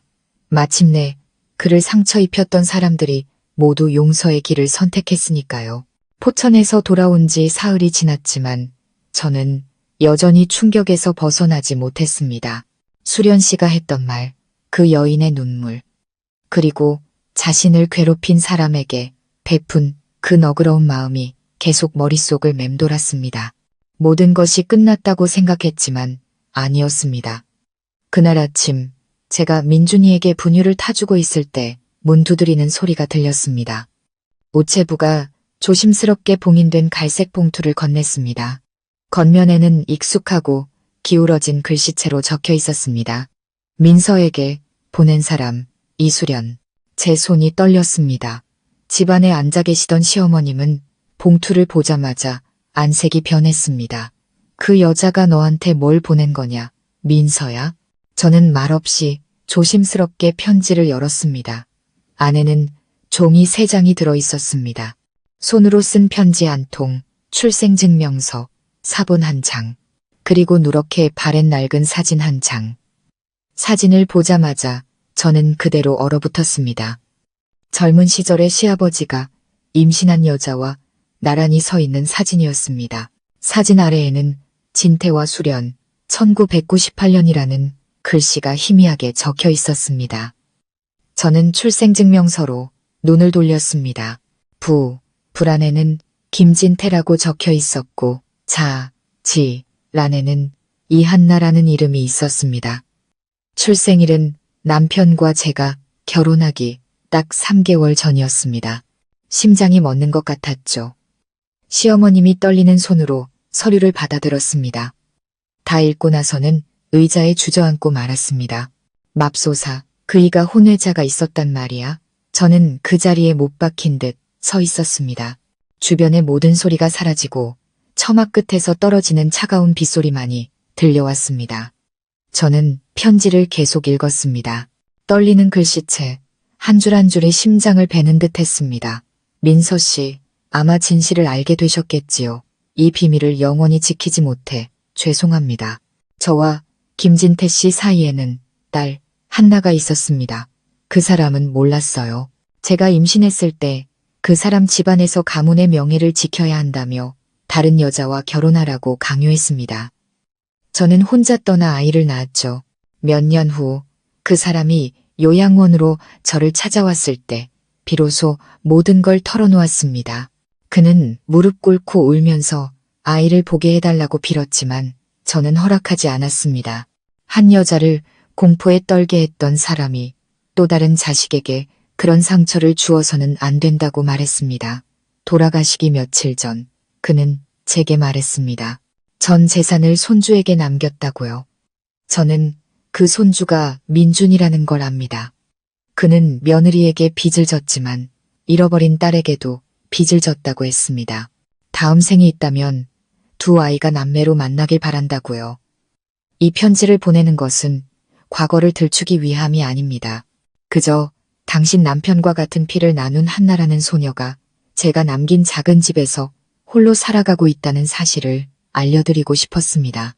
부디 준호 씨에게 말해주세요. 한나가 그의 이복동생이라는 사실을요. 저는 편지를 내려놓았습니다. 온몸이 차갑게 식었고 현기증에 눈앞이 캄캄해졌습니다. 시어머님은 머리를 감싸쥐고 소리내어 오셨습니다. 하늘도 무심하시지. 여보, 왜 가시고 나서도 이렇게 어지러운 일만 남기셨소. 남편이 집에 돌아와 넋이 나간 저를 보고는 급히 달려왔습니다. 무슨 일이야? 저는 그에게 편지를 건넸습니다. 편지를 다 읽은 남편의 얼굴은 새하얗게 질렸고 손은 떨렸습니다. 여동생이라고? 아버지한테 혼외자가 있었다고? 그는 일어나 툇마루로 나갔습니다. 두 손으로 머리를 감쌌죠. 세찬 바람이 불어 비가 그의 어깨를 적셨지만 그는 미동도 하지 않았습니다. 저는 남편을 보며 마음이 복잡했습니다. 겨우 평온을 되찾았다고 생각했는데 모든 것이 하룻밤 사이에 다시 무너져 내렸습니다. 그날 밤 아무도 입을 열지 않았습니다. 시어머님은 깊게 팬 눈으로 누워 한숨만 내쉬셨죠. 남편은 툇마루에 앉아 담배만 연신 피워댔습니다. 자정이 다 되어서야 남편이 방으로 들어왔습니다. 그는 쉰 목소리로 말했습니다. 민서야, 나 포천에 가봐야겠어. 그 아가씨를 만나야겠어. 진실을 알고 싶어. 저는 남편을 보며 고개를 끄덕였습니다. 다녀와요. 하지만 기억해요.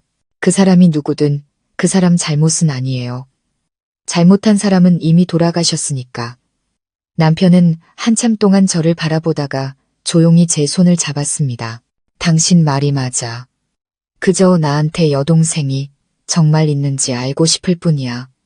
다음 날 아침 남편은 길을 떠났고 저는 불안한 마음으로 집을 지켰습니다. 오후에 남편에게서 전화가 왔습니다. 목소리가 떨리고 있었죠. 만났어, 한나. 아버지랑 정말 많이 닮았어. 눈빛부터 목소리까지. 저는 침묵했습니다. 어머니가 나한테 편지를 보낸 직후에 돌아가셨다고 하더라. 혼자서 바느질 일로 생계를 꾸리고 있었어. 내가 김진태 씨 아들이라고 하니까 원망하지 않고 울기만 하더라. 그러면서 한마디 하는데 목이 메었어.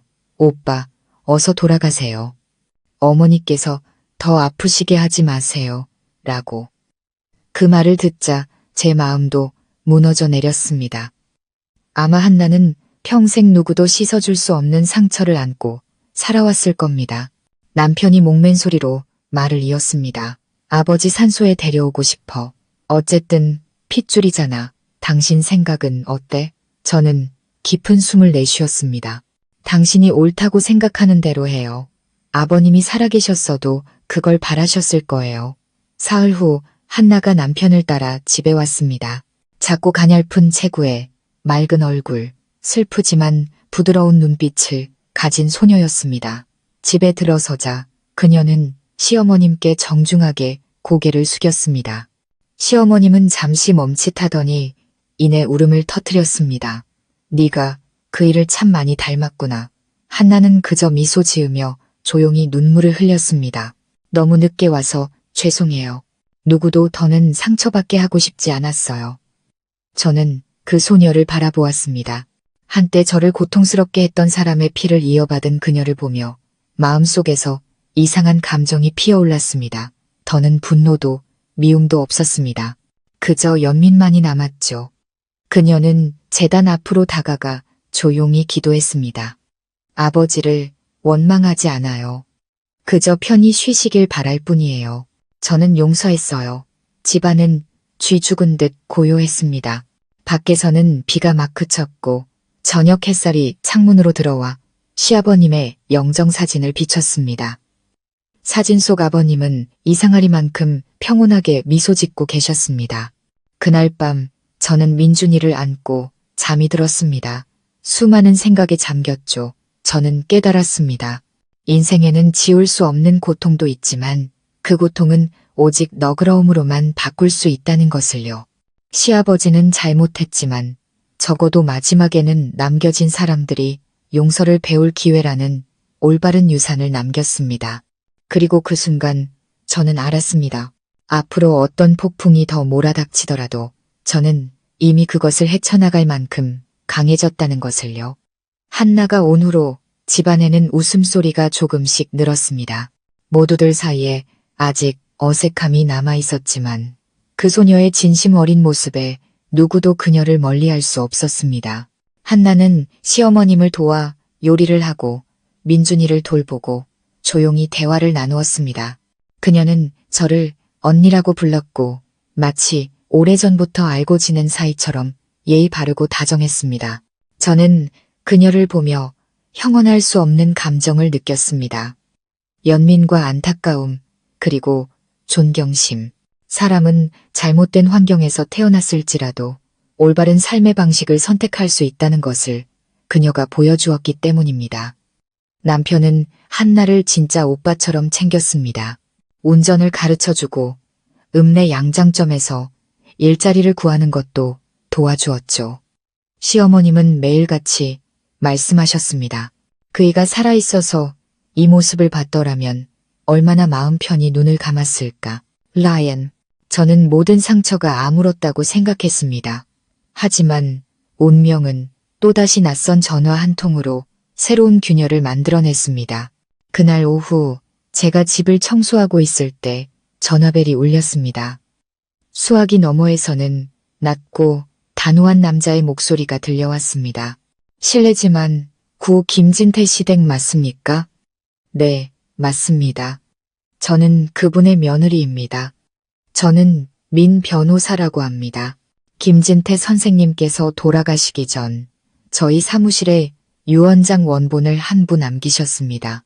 장례 후 100일이 지났을 때 가족에게 전달하라고 신신당부하셨죠. 유언장이요. 저는 깜짝 놀랐습니다. 하지만 저희는 이미 아버님이 남기신 서류들을 받았는데요.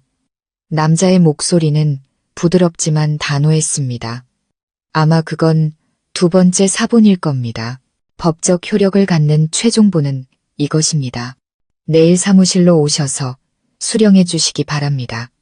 저는 전화를 끊었습니다. 온몸이 차갑게 식었죠. 시어머님은 소식을 듣고 얼굴이 새하얘지셨습니다. 맙소사, 그이가 유언장을 또 썼단 말이야. 남편은 불안한 눈빛으로 침묵을 지켰습니다. 그리고 저는 직감했습니다. 그 종이 안에는 누구도 상상하지 못했던 내용이 담겨 있을 것이라고. 다음 날 아침 온 가족이 함께 변호사 사무실로 향했습니다. 공기는 팽팽한 긴장감으로 가득했습니다. 50대쯤 되어 보이는 근엄한 인상의 민 변호사가 우리를 맞이했습니다. 그는 금고에서 조심스럽게 봉인된 봉투를 꺼냈습니다. 이것은 김진태 선생님께서 돌아가시기 열흘 전에 다시 작성하신 유언장입니다. 읽기 전에 말씀드리자면 이 유언장은 선생님께서 완전히 정신이 맑은 상태에서 증인이 입회한 가운데 작성되었습니다. 모두가 숨을 죽였습니다. 변호사가 봉투를 열고 타이핑된 종이 3장을 꺼냈습니다. 그의 목소리가 또렷하게 울려 퍼졌습니다. 나, 김진태는 정신이 온전한 상태에서 자발적으로 이 유언장을 작성한다. 내가 죽은 후 나의 전 재산인 집과 토지, 그리고 예금은 다음과 같이 분할한다. 재산의 절반은 내 손자 김민준, 즉 김준호와 박민서의 아들에게 남긴다. 재산의 4분의 1은 내 딸 이한나, 즉 나와 이수련 씨의 친딸에게 남긴다. 나머지 4분의 1은 내 아내 박정숙에게 맡겨 조상님 제사를 모시는 데 쓰도록 한다. 그리고 마지막으로 이 말을 덧붙인다. 이것은 나의 마지막 참회다. 김준호는 내 친아들이 아니다. 내가 아내와 결혼했을 때 그녀는 이미 임신 3개월이었다. 하지만 나는 그녀와 뱃속의 아이를 내 혈육처럼 아꼈기에 아들로 받아들였다. 내가 평생 이 사실을 숨긴 것은 준호가 상처받을까 두려웠기 때문이다. 하지만 이 비밀을 무덤까지 가져가고 싶지는 않다. 그 아이가 비록 혈연은 아닐지라도 내 마음속에서는 영원히 나의 아들이었다는 것을 알게 해다오. 방 안은 쥐 죽은 듯 고요했습니다. 저는 종이가 바닥에 떨어지는 소리, 의자가 끌리는 소리를 들었습니다. 시어머님은 눈을 동그랗게 뜬 채 입술을 떨었습니다. 여보, 그이가 무슨 말을 하는 거야? 말도 안 돼. 남편은 한 걸음 뒤로 물러섰습니다. 얼굴은 새하얗게 질려 있었죠. 어머니, 이게 사실이에요. 어머님은 고개를 저으며 눈물을 쏟아냈습니다. 내가 잘못했다, 준호야. 그 시절 내가 큰 실수를 했어. 그 사람이 날 버릴 줄 알았는데 오히려 나랑 결혼해주고 너를 친아들처럼 키워줬다. 네가 날 미워할까봐 평생 말을 못했어. 남편은 의자에 주저앉았습니다. 두 손으로 머리를 감쌌죠. 목소리는 갈라져 있었습니다. 그럼 나는 평생을 핏줄도 아닌 사람의 사랑을 받으며 살아온 거네요. 변호사는 조용히 서류를 덮고 고개 숙여 인사한 뒤 방을 나갔습니다. 날카로운 진실과 함께 우리만 남겨두고서 집으로 돌아오는 길 아무도 말을 하지 않았습니다. 집에 도착하자마자 남편은 툇마루에 나가 조용히 앉았습니다. 비가 추적추적 내리기 시작했습니다. 저는 남편의 어깨에 손을 얹었습니다. 준호 씨, 이 일로 당신이 달라지는 건 아무것도 없어요. 아버님은 당신을 친아들처럼 사랑하셨어요. 그분이 희생하고 살아오신 모습을 보세요. 진짜 아버지와 뭐가 다르죠? 남편은 씁쓸하게 웃었습니다. 목소리가 메어 있었죠. 나는 내가 유일한 아들이고 모든 걸 물려받을 거라고 생각했는데 결국 나는 동정받은 존재였구나. 아니요. 저는 눈시울을 붉히며 고개를 저었습니다. 당신은 사랑받기 위해 선택된 사람이었어요. 아버님은 오직 당신만이 그 너그러움으로 자신을 대신해 모든 잘못을 바로잡아 줄 수 있다고 믿으셨을 거예요. 남편은 침묵했습니다. 눈물 한 방울이 뺨을 타고 흘렀습니다. 그날 밤 시어머님이 남편 곁으로 와 무릎을 꿇었습니다. 아들아, 내가 미안하다. 내가 나를 경멸할까봐 수십 년을 숨겼다. 하지만 맹세컨대 김서방은 너를 친아들처럼 사랑했다. 그이가 내게 말했었어. 준호는 착하고 올바르게 사니 피가 섞이지 않았어도 내 아들이다라고. 남편은 울음을 터뜨리며 어머니를 깨워놨습니다. 어머니를 한 번도 원망한 적 없어요. 그저 아버지께 너무 큰 빚을 졌다는 생각만 들어요. 저는 두 모자를 보며 목이 메었습니다. 결국 이 잔인한 진실은 이 가족을 파괴하지 않았습니다. 오히려 혈연이 아닌 너그러운 마음이 진정한 가족을 만든다는 것을 깨닫게 해주었습니다. 다음 날 아침 남편은 유언장을 들고 제단 앞에 향을 피웠습니다. 그리고 조용히 기도했습니다. 제사는 필요 없습니다. 그저 아버지의 성을 지킬 수 있게 해주세요. 제게 아버지는 제게 올바른 인생을 선물해 주신 유일한 분이니까요. 저는 민준이를 안고 다가가 영정 사진 앞에 앉혔습니다. 아가, 기억하렴. 내 할아버지는 잘못했지만 바로잡을 줄 아셨고 내 아빠는 할아버지의 피를 물려받지 않았지만 그 마음을 물려받았단다. 창문으로 햇살이 들어와 낡은 사진을 비췄습니다. 시아버님의 미소가 마치 살아있는 것처럼 따뜻하고 너그럽게 느껴졌습니다. 그리고 저는 몇 년 만에 처음으로 제 마음이 진정으로 평온해졌음을 느꼈습니다. 유언장을 읽은 그날 이후 집안의 분위기는 이상하게 가라앉아 있었습니다. 시어머님은 말이 줄었고 자주 툇마루에 홀로 앉아 먼 곳을 바라보셨습니다. 남편은 이전보다 더 과묵해졌습니다. 분노하거나 원망하지는 않았지만 마치 자기 자신을 다시 조립하려는 사람처럼 보였습니다. 저는 그 진실이 남편을 한번 무너뜨렸다는 것을 알았습니다. 하지만 저를 더 마음 아프게 한 것은 갑자기 자신의 뿌리를 잃어버린 사람처럼 그의 눈에 가득한 혼란이었습니다. 어느 날 아침 제가 민준이에게 밥을 먹이고 있을 때 대문이 삐걱 소리를 내며 열렸습니다. 50대 중반쯤 되어 보이는 키가 크고 마른 남자가 낡은 셔츠를 입고 들어섰습니다. 그의 깊고 슬픈 눈, 그리고 얼굴 윤곽이 남편과 놀랍도록 닮아 있었습니다. 시어머님은 그를 보자마자 손에 든 찻잔을 떨어뜨렸습니다. 최동철 씨. 어머님이 떨며 이름을 불렀습니다. 남자는 조용히 고개를 끄덕였습니다. 오랜만에 제 이름을 불러주시는군요. 저는 그대로 굳었습니다. 남편도 집 안에서 나오다가 그 남자를 보고는 발이 묶인 듯 멈춰섰습니다. 누구세요? 남자가 남편을 보았습니다. 목소리는 낮았지만 감정이 실려 있었죠. 내 아버지다.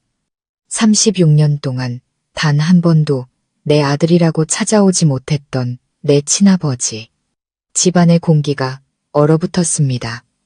남편은 한 걸음 물러섰습니다. 눈은 커지고 입술은 떨렸죠. 무슨 소리예요?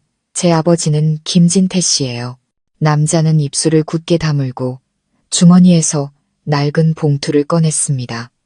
1988년에 찍은 흑백 사진이었습니다. 젊은 시절에 그 남자와 시어머님이 행복한 눈빛으로 나란히 서 있었습니다. 사진 아래에는 동철과 정숙, 결혼 기념이라는 글씨가 적혀 있었습니다.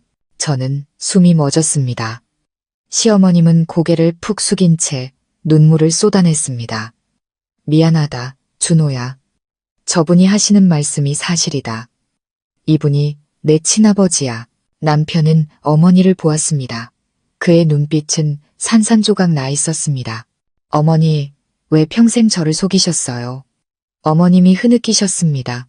그때 나와 최서방은 사랑하는 사이였지만 김진태 씨 집안에서 가문의 명예 때문에 나를 며느리로 맞으려 했다.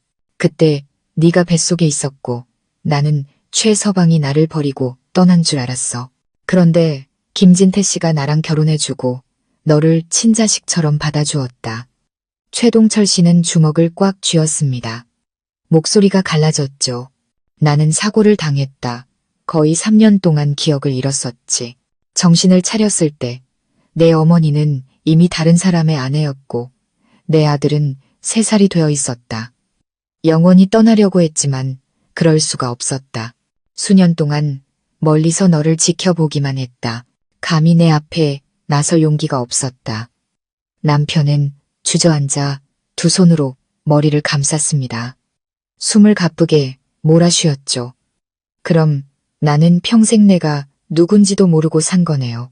나를 사랑으로 키워준 아버지는 돌아가셨고 친아버지는 30년 동안 나를 버려뒀다가 이제 와서 뭘 어쩌자는 거예요? 최동철 씨가 다가와 아들 앞에 무릎을 꿇었습니다. 용서를 구하지 않겠다. 그저 한 번도 너를 잊은 적이 없다고 말하고 싶었다. 너를 되찾으러 온 게 아니다. 네가 나 없이도 훌륭하게 자라준 것이 자랑스럽다고 말해주고 싶었다. 방하는 쥐 죽은 듯 고요했습니다. 저는 그 광경을 보며 목이 메었습니다. 고개 숙인 아버지, 혼란에 빠진 아들, 눈물에 잠긴 어머니, 세 사람은 죄와 사랑, 그리고 너무 늦어버린 시간의 무게를 짊어지고 있었습니다. 그날 밤 남편은 방에 들어오지 않고 새벽까지 툇마루에 앉아 있었습니다. 제가 겉옷을 가져다 주며 조용히 말했습니다. 많이 춥죠? 그는 희미하게 웃었습니다. 눈빛이 지쳐 보였죠. 내가 너무 작게 느껴져. 수십 년을 살면서 모든 걸 안다고 생각했는데 결국 모든 게 어른들이 숨겨둔 이야기였구나. 저는 남편 옆에 앉아 조용히 말했습니다. 이제 누구에게 기댈 필요 없어요. 김진태 아버님이든 최동철 아버님이든 누가 당신을 낳았는지는 중요하지 않아요. 중요한 건 당신이 올바르게 살아왔고 책임감 있는 남자라는 사실이에요. 진심이야. 남편이 붉어진 눈으로 물었습니다. 진심이에요. 사람은 부모를 선택할 수 없지만 그분들께 부끄럽지 않게 살아갈 방법은 선택할 수 있어요. 남편은 말없이 제 손을 잡았습니다. 그 순간 저는 남편이 가장 약해 보였지만 동시에 가장 강한 남자가 되었다고 느꼈습니다. 다음 날 최동철 씨는 근처 여관으로 거처를 옮겼습니다. 남편이 아직 아버지를 받아들이지 않았지만 그는 묵묵히 우리 가족을 도왔습니다. 바치를 거들고 지붕을 수리하고 민준이를 돌봐주었습니다. 시어머님은 몇 번이나 그를 찾아가 죄책감 가득한 눈으로 말했습니다. 내가 당신에게 평생 빚을 졌소. 내 아들에게도 한평생 빚을 졌고 그는 그저 웃으며 말했습니다. 내 아들이 성장하는 걸 지켜보는 것으로 이미 모든 빚은 갚았소. 어느 날 오후 남편이 종이 한 장을 들고 집에 돌아왔습니다. 병원에서 유전자 검사를 받았고 최동철 씨가 친아버지라는 결과가 나왔다고 했습니다. 저는 그를 보며 기뻐해야 할지 슬퍼해야 할지 알 수 없었습니다. 남편이 목맨 소리로 말했습니다. 이제 원망하지 않아. 김진태 아버지가 아니었다면 지금의 나는 없었을 테니까. 그리고 최동철 아버지는 비록 잘못하셨지만 내 핏줄이잖아. 그는 재단을 올려다보며 천천히 말했습니다. 김진태 아버지, 죄송합니다. 하지만 저는 이제 최동철 아버지를 아버지라 부르고 싶습니다. 아버지를 대체하기 위해서가 아니라 용서하기 위해서입니다. 시어머님이 울음을 터뜨렸습니다. 최동철 씨도 무릎 꿇고 눈물을 흘렸습니다. 아무것도 바라지 않는다. 그저 네가 아버지라고 한 번만 불러주면 그걸로 족하다. 남편이 고개를 숙였습니다. 목이 맨 목소리였죠. 아버지. 그 한마디에 모두가 숨을 죽였습니다. 그날 밤 저는 툇마루에 나가 별이 가득한 하늘을 보았습니다. 인생은 참 이상합니다. 어떤 진실은 너무 늦게 찾아오지만 바로 그 때문에 낡은 상처를 씻어낼 힘을 갖게 됩니다. 한 남자는 모든 것을 잃고서야 용서받았고 한 양아버지는 죽음으로 삶의 자세를 남겼습니다. 한 어머니는 마침내 과거와 마주할 용기를 얻었습니다. 그리고 가장 깊은 상처를 입었던 저는 이제 가장 평온한 마음을 갖게 되었습니다. 저는 하늘에 속삭였습니다. 김진태 아버님, 약속할게요. 아버님이 남기신 모든 것을 지키겠다고요. 재산이 아니라 사람의 정을요. 밖에서는 바람이 정원을 스치고 향 연기가 부드럽게 흔들렸습니다. 희미한 불빛 속에서 저는 두 명의 아버지가 함께 미소 짓고 있는 것 같았습니다. 시아버지가 돌아가신 지 1년이 흘렀습니다. 모든 폭풍과 눈물 그리고 온 가족을 뒤흔들었던 비밀들은 이제 과거가 되었습니다. 오직 너그러운 마음의 여운만이 남았죠. 오늘 아침 하늘은 맑고 투명했습니다. 시어머님은 새벽부터 일어나 아버님의 첫 제사를 준비하셨습니다. 어머님은 아버님이 생전에 좋아하시던 음식들을 만드셨습니다. 갈치조림, 근대 된장국, 노랗게 잘 익은 총각김치, 간장을 조금 더 넣을 때마다 어머님은 혼잣말처럼 말씀하셨습니다. 그이가 살아있었으면 짜다고 한 소리 했겠네. 저는 그 모습을 보며 가슴이 찡했습니다. 어머님은 돌아가신 분의 작은 습관 하나하나까지 기억하고 계셨습니다. 원망과 사랑이 뒤섞인 채로요. 남편은 재단을 정리하고 영정사진을 정성스럽게 닦았습니다. 그 옆에서는 한나가 하얀 국화를 화병에 꽂으며 꽃잎 하나하나를 매만지고 있었습니다. 집은 소박했지만 이상하리만큼 따뜻했습니다. 향 연기가 피어오르자 온 가족이 재단 앞에 모였습니다. 남편이 향을 피우고 차분한 목소리로 말했습니다. 아버지, 벌써 1년이네요. 집안은 이제 모두 평안합니다. 저는 제 친아버지를 만났고 두 분 모두에게 감사합니다. 한 분은 제게 생명을 주셨고 다른 한 분은 제게 사람이 되는 법을 가르쳐 주셨습니다. 남편이 깊이 고개를 숙이자 시어머님은 눈시울을 붉혔고 저도 옆에서 목이 메었습니다. 저도 향을 하나 피워 올렸습니다. 그리고 조용히 말했죠. 아버님, 저도 이제 용서하는 법을 배웠어요. 잊기 위해서가 아니라 앞으로 나아가기 위해서요. 아버님 덕분에 어떤 고통은 정면으로 마주할 용기가 있을 때 비로소 치유된다는 걸 알게 됐어요. 한나도 무릎을 꿇었습니다. 그녀의 눈에는 눈물이 고여 있었죠. 아버지, 더는 원망하지 않아요. 저에게는 이제 가족이 생겼어요. 오빠도, 언니도, 사랑스러운 조카도요. 먼 곳에서 아버지도 미소 짓고 계실 거라고 믿어요. 처마 끝에 달린 풍경이 마치 돌아가신 분의 대답처럼 맑게 울렸습니다. 그날 점심 시어머님은 식탁 중앙에 앉아 온화한 표정을 지으셨습니다. 어머님은 두 자녀를 보았습니다. 한 명은 혈육이고 다른 한 명은 남편의 혼외자였지만 그 눈빛에는 평온함이 가득했습니다. 결국 이 집은 의리와 정을 택했구나. 어머님이 작게 말씀하셨습니다. 누가 옳고 그르든 그저 선한 마음을 지키면 되는 거란다. 남편이 고개를 끄덕였습니다. 그의 목소리는 예전보다 훨씬 성숙해져 있었습니다. 저는 진실이 제 모든 것을 앗아갈 거라고 생각했어요. 하지만 이제 보니 바로 그 진실이 제게 다시 살아갈 기회를 주었네요. 더 이상 증오도 두려움도 없이요. 저는 말없이 남편을 바라보았습니다. 한때 순진했고 의심 많았고 무너졌던 그 남자는 이제 진정한 기둥이 되어 있었습니다. 오후에 저는 민준이를 데리고 뒷마당으로 나갔습니다. 아이는 이제 말을 제법 잘해서 아장아장 나무 주위를 뛰어다녔습니다. 아이가 창문을 통해 재단을 가리키며 물었습니다. 엄마, 할아버지는 어디 갔어? 저는 미소 지으며 몸을 낮춰 속삭였습니다. 할아버지는 하늘에서 매일 우리 민준이를 보고 계셔. 민준이가 착하게 굴면 할아버지가 웃으실 거야. 민준이는 눈을 동그랗게 뜨고 하늘을 올려다보며 옹알거렸습니다. 하부지, 안녕. 저는 웃음이 터졌지만 눈에서는 눈물이 흘렀습니다. 어쩌면 마지막에 남는 것은 고통이 아니라 사랑의 이어짐일지도 모릅니다. 저녁 무렵 남편의 친아버지인 최동철 씨도 찾아왔습니다.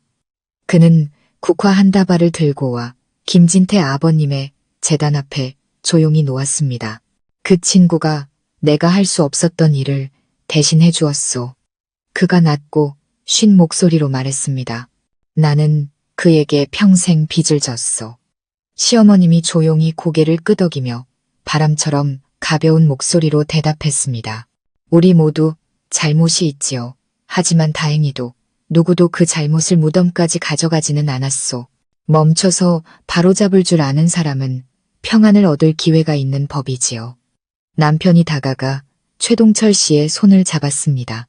아버지, 이제부터는 우리 한 가족처럼 살아요.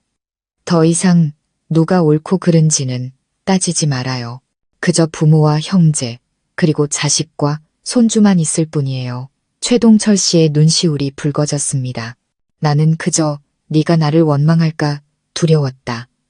그랬었죠. 남편이 희미하게 웃었습니다. 하지만 이제는 김진태 아버지가 가르쳐 주신 대로 살고 싶어요. 용서는 남을 위해서가 아니라 내 마음이 평안해지기 위해서 하는 거라고요. 어둠이 내리자 시어머님은 툇마루에 저녁상을 차렸습니다. 부드러운 바람이 불고 등잔불이 흔들리며 각자의 얼굴을 비췄습니다. 저는 주위를 둘러보며 이 집이 변했다는 것을 깨달았습니다. 더 이상 울음소리도 다툼도 의심이나 두려움의 눈빛도 없었습니다. 대신 오직 무너져 본 사람만이 그 가치를 아는 고요하고 따뜻한 평온함이 자리 잡고 있었습니다. 한나는 민준이 옆에 앉아 글자를 가르쳐주고 있었고 남편은 아버지의 사진이 담긴 액자를 바로 세우고 있었습니다. 보여? 그가 조용히 말했습니다. 결국 모든 것이 제자리를 찾았어. 저는 고개를 끄덕이며 그의 손을 잡았습니다. 그래요. 과거를 지울 수는 없지만 그것을 어떻게 지나갈지는 선택할 수 있죠. 밤이 깊어 모두가 잠들었을 때 저는 툇마루에 나가 향을 다시 피웠습니다. 바람이 머리카락을 스치고 향 연기가 뼛속까지 스며드는 것 같았습니다. 저는 영정 사진을 보며 속삭였습니다. 아버님, 저 약속 지켰어요. 원한이 제 마음을 흐리게 두지 않았어요. 이 집은 이제 평안해요. 모두가 다시 사랑하는 법을 배웠어요. 향불이 타오르며 그 빛이 액자에 반사되어 마치 누군가 온화하게 미소 짓는 것 같았습니다. 저는 문을 닫고 정원을 내다보았습니다. 한나의 품에서 민준이가 평화롭게 잠들어 있었고 남편은 창가에 머리를 기대고 있었습니다. 저는 문득 깨달았습니다. 평온함은 고통을 잊는 것이 아니라 그것을 받아들임으로써 마음속에 여전히 온기를 품고 사랑할 수 있게 되는 것이라는 걸. 이 인생이 비록 어둠으로 가득했을지라도 여전히 빛은 존재했습니다. 그저 사람이 멈출 줄 알고 고개 숙일 줄 알고 용서할 줄 알기만 한다면 그것이 바로 시아버님이 남은 평생을 바쳐 우리에게 가르쳐 준 것이었습니다. 저는 희미하게 미소 지으며 마지막 향을 피우고 허리 숙여 마지막 기도를 올렸습니다. 사람이 되는 법을 가르쳐 주셔서 감사합니다, 아버님. 밖에는 달이 떠오르고 바람은 부드러웠습니다. 그리고 제 마음속에는 처음으로 오직 평온함만이 남아 있었습니다. 가족 이야기 채널의 이야기를 끝까지 시청해주신 시청자 여러분, 감사합니다. 오늘 이야기가 의미 있었다면 채널 구독과 좋아요, 그리고 여러분의 생각을 댓글로 남겨주세요. 여러분의 감상이 저희에게 큰 힘이 됩니다. 모든 이야기는 하나의 교훈을 담고 있습니다. 어쩌면 그 속에서 우리는 이 험한 세상 속에서 더 평온하게 살아갈 방법을 찾게 될지도 모릅니다.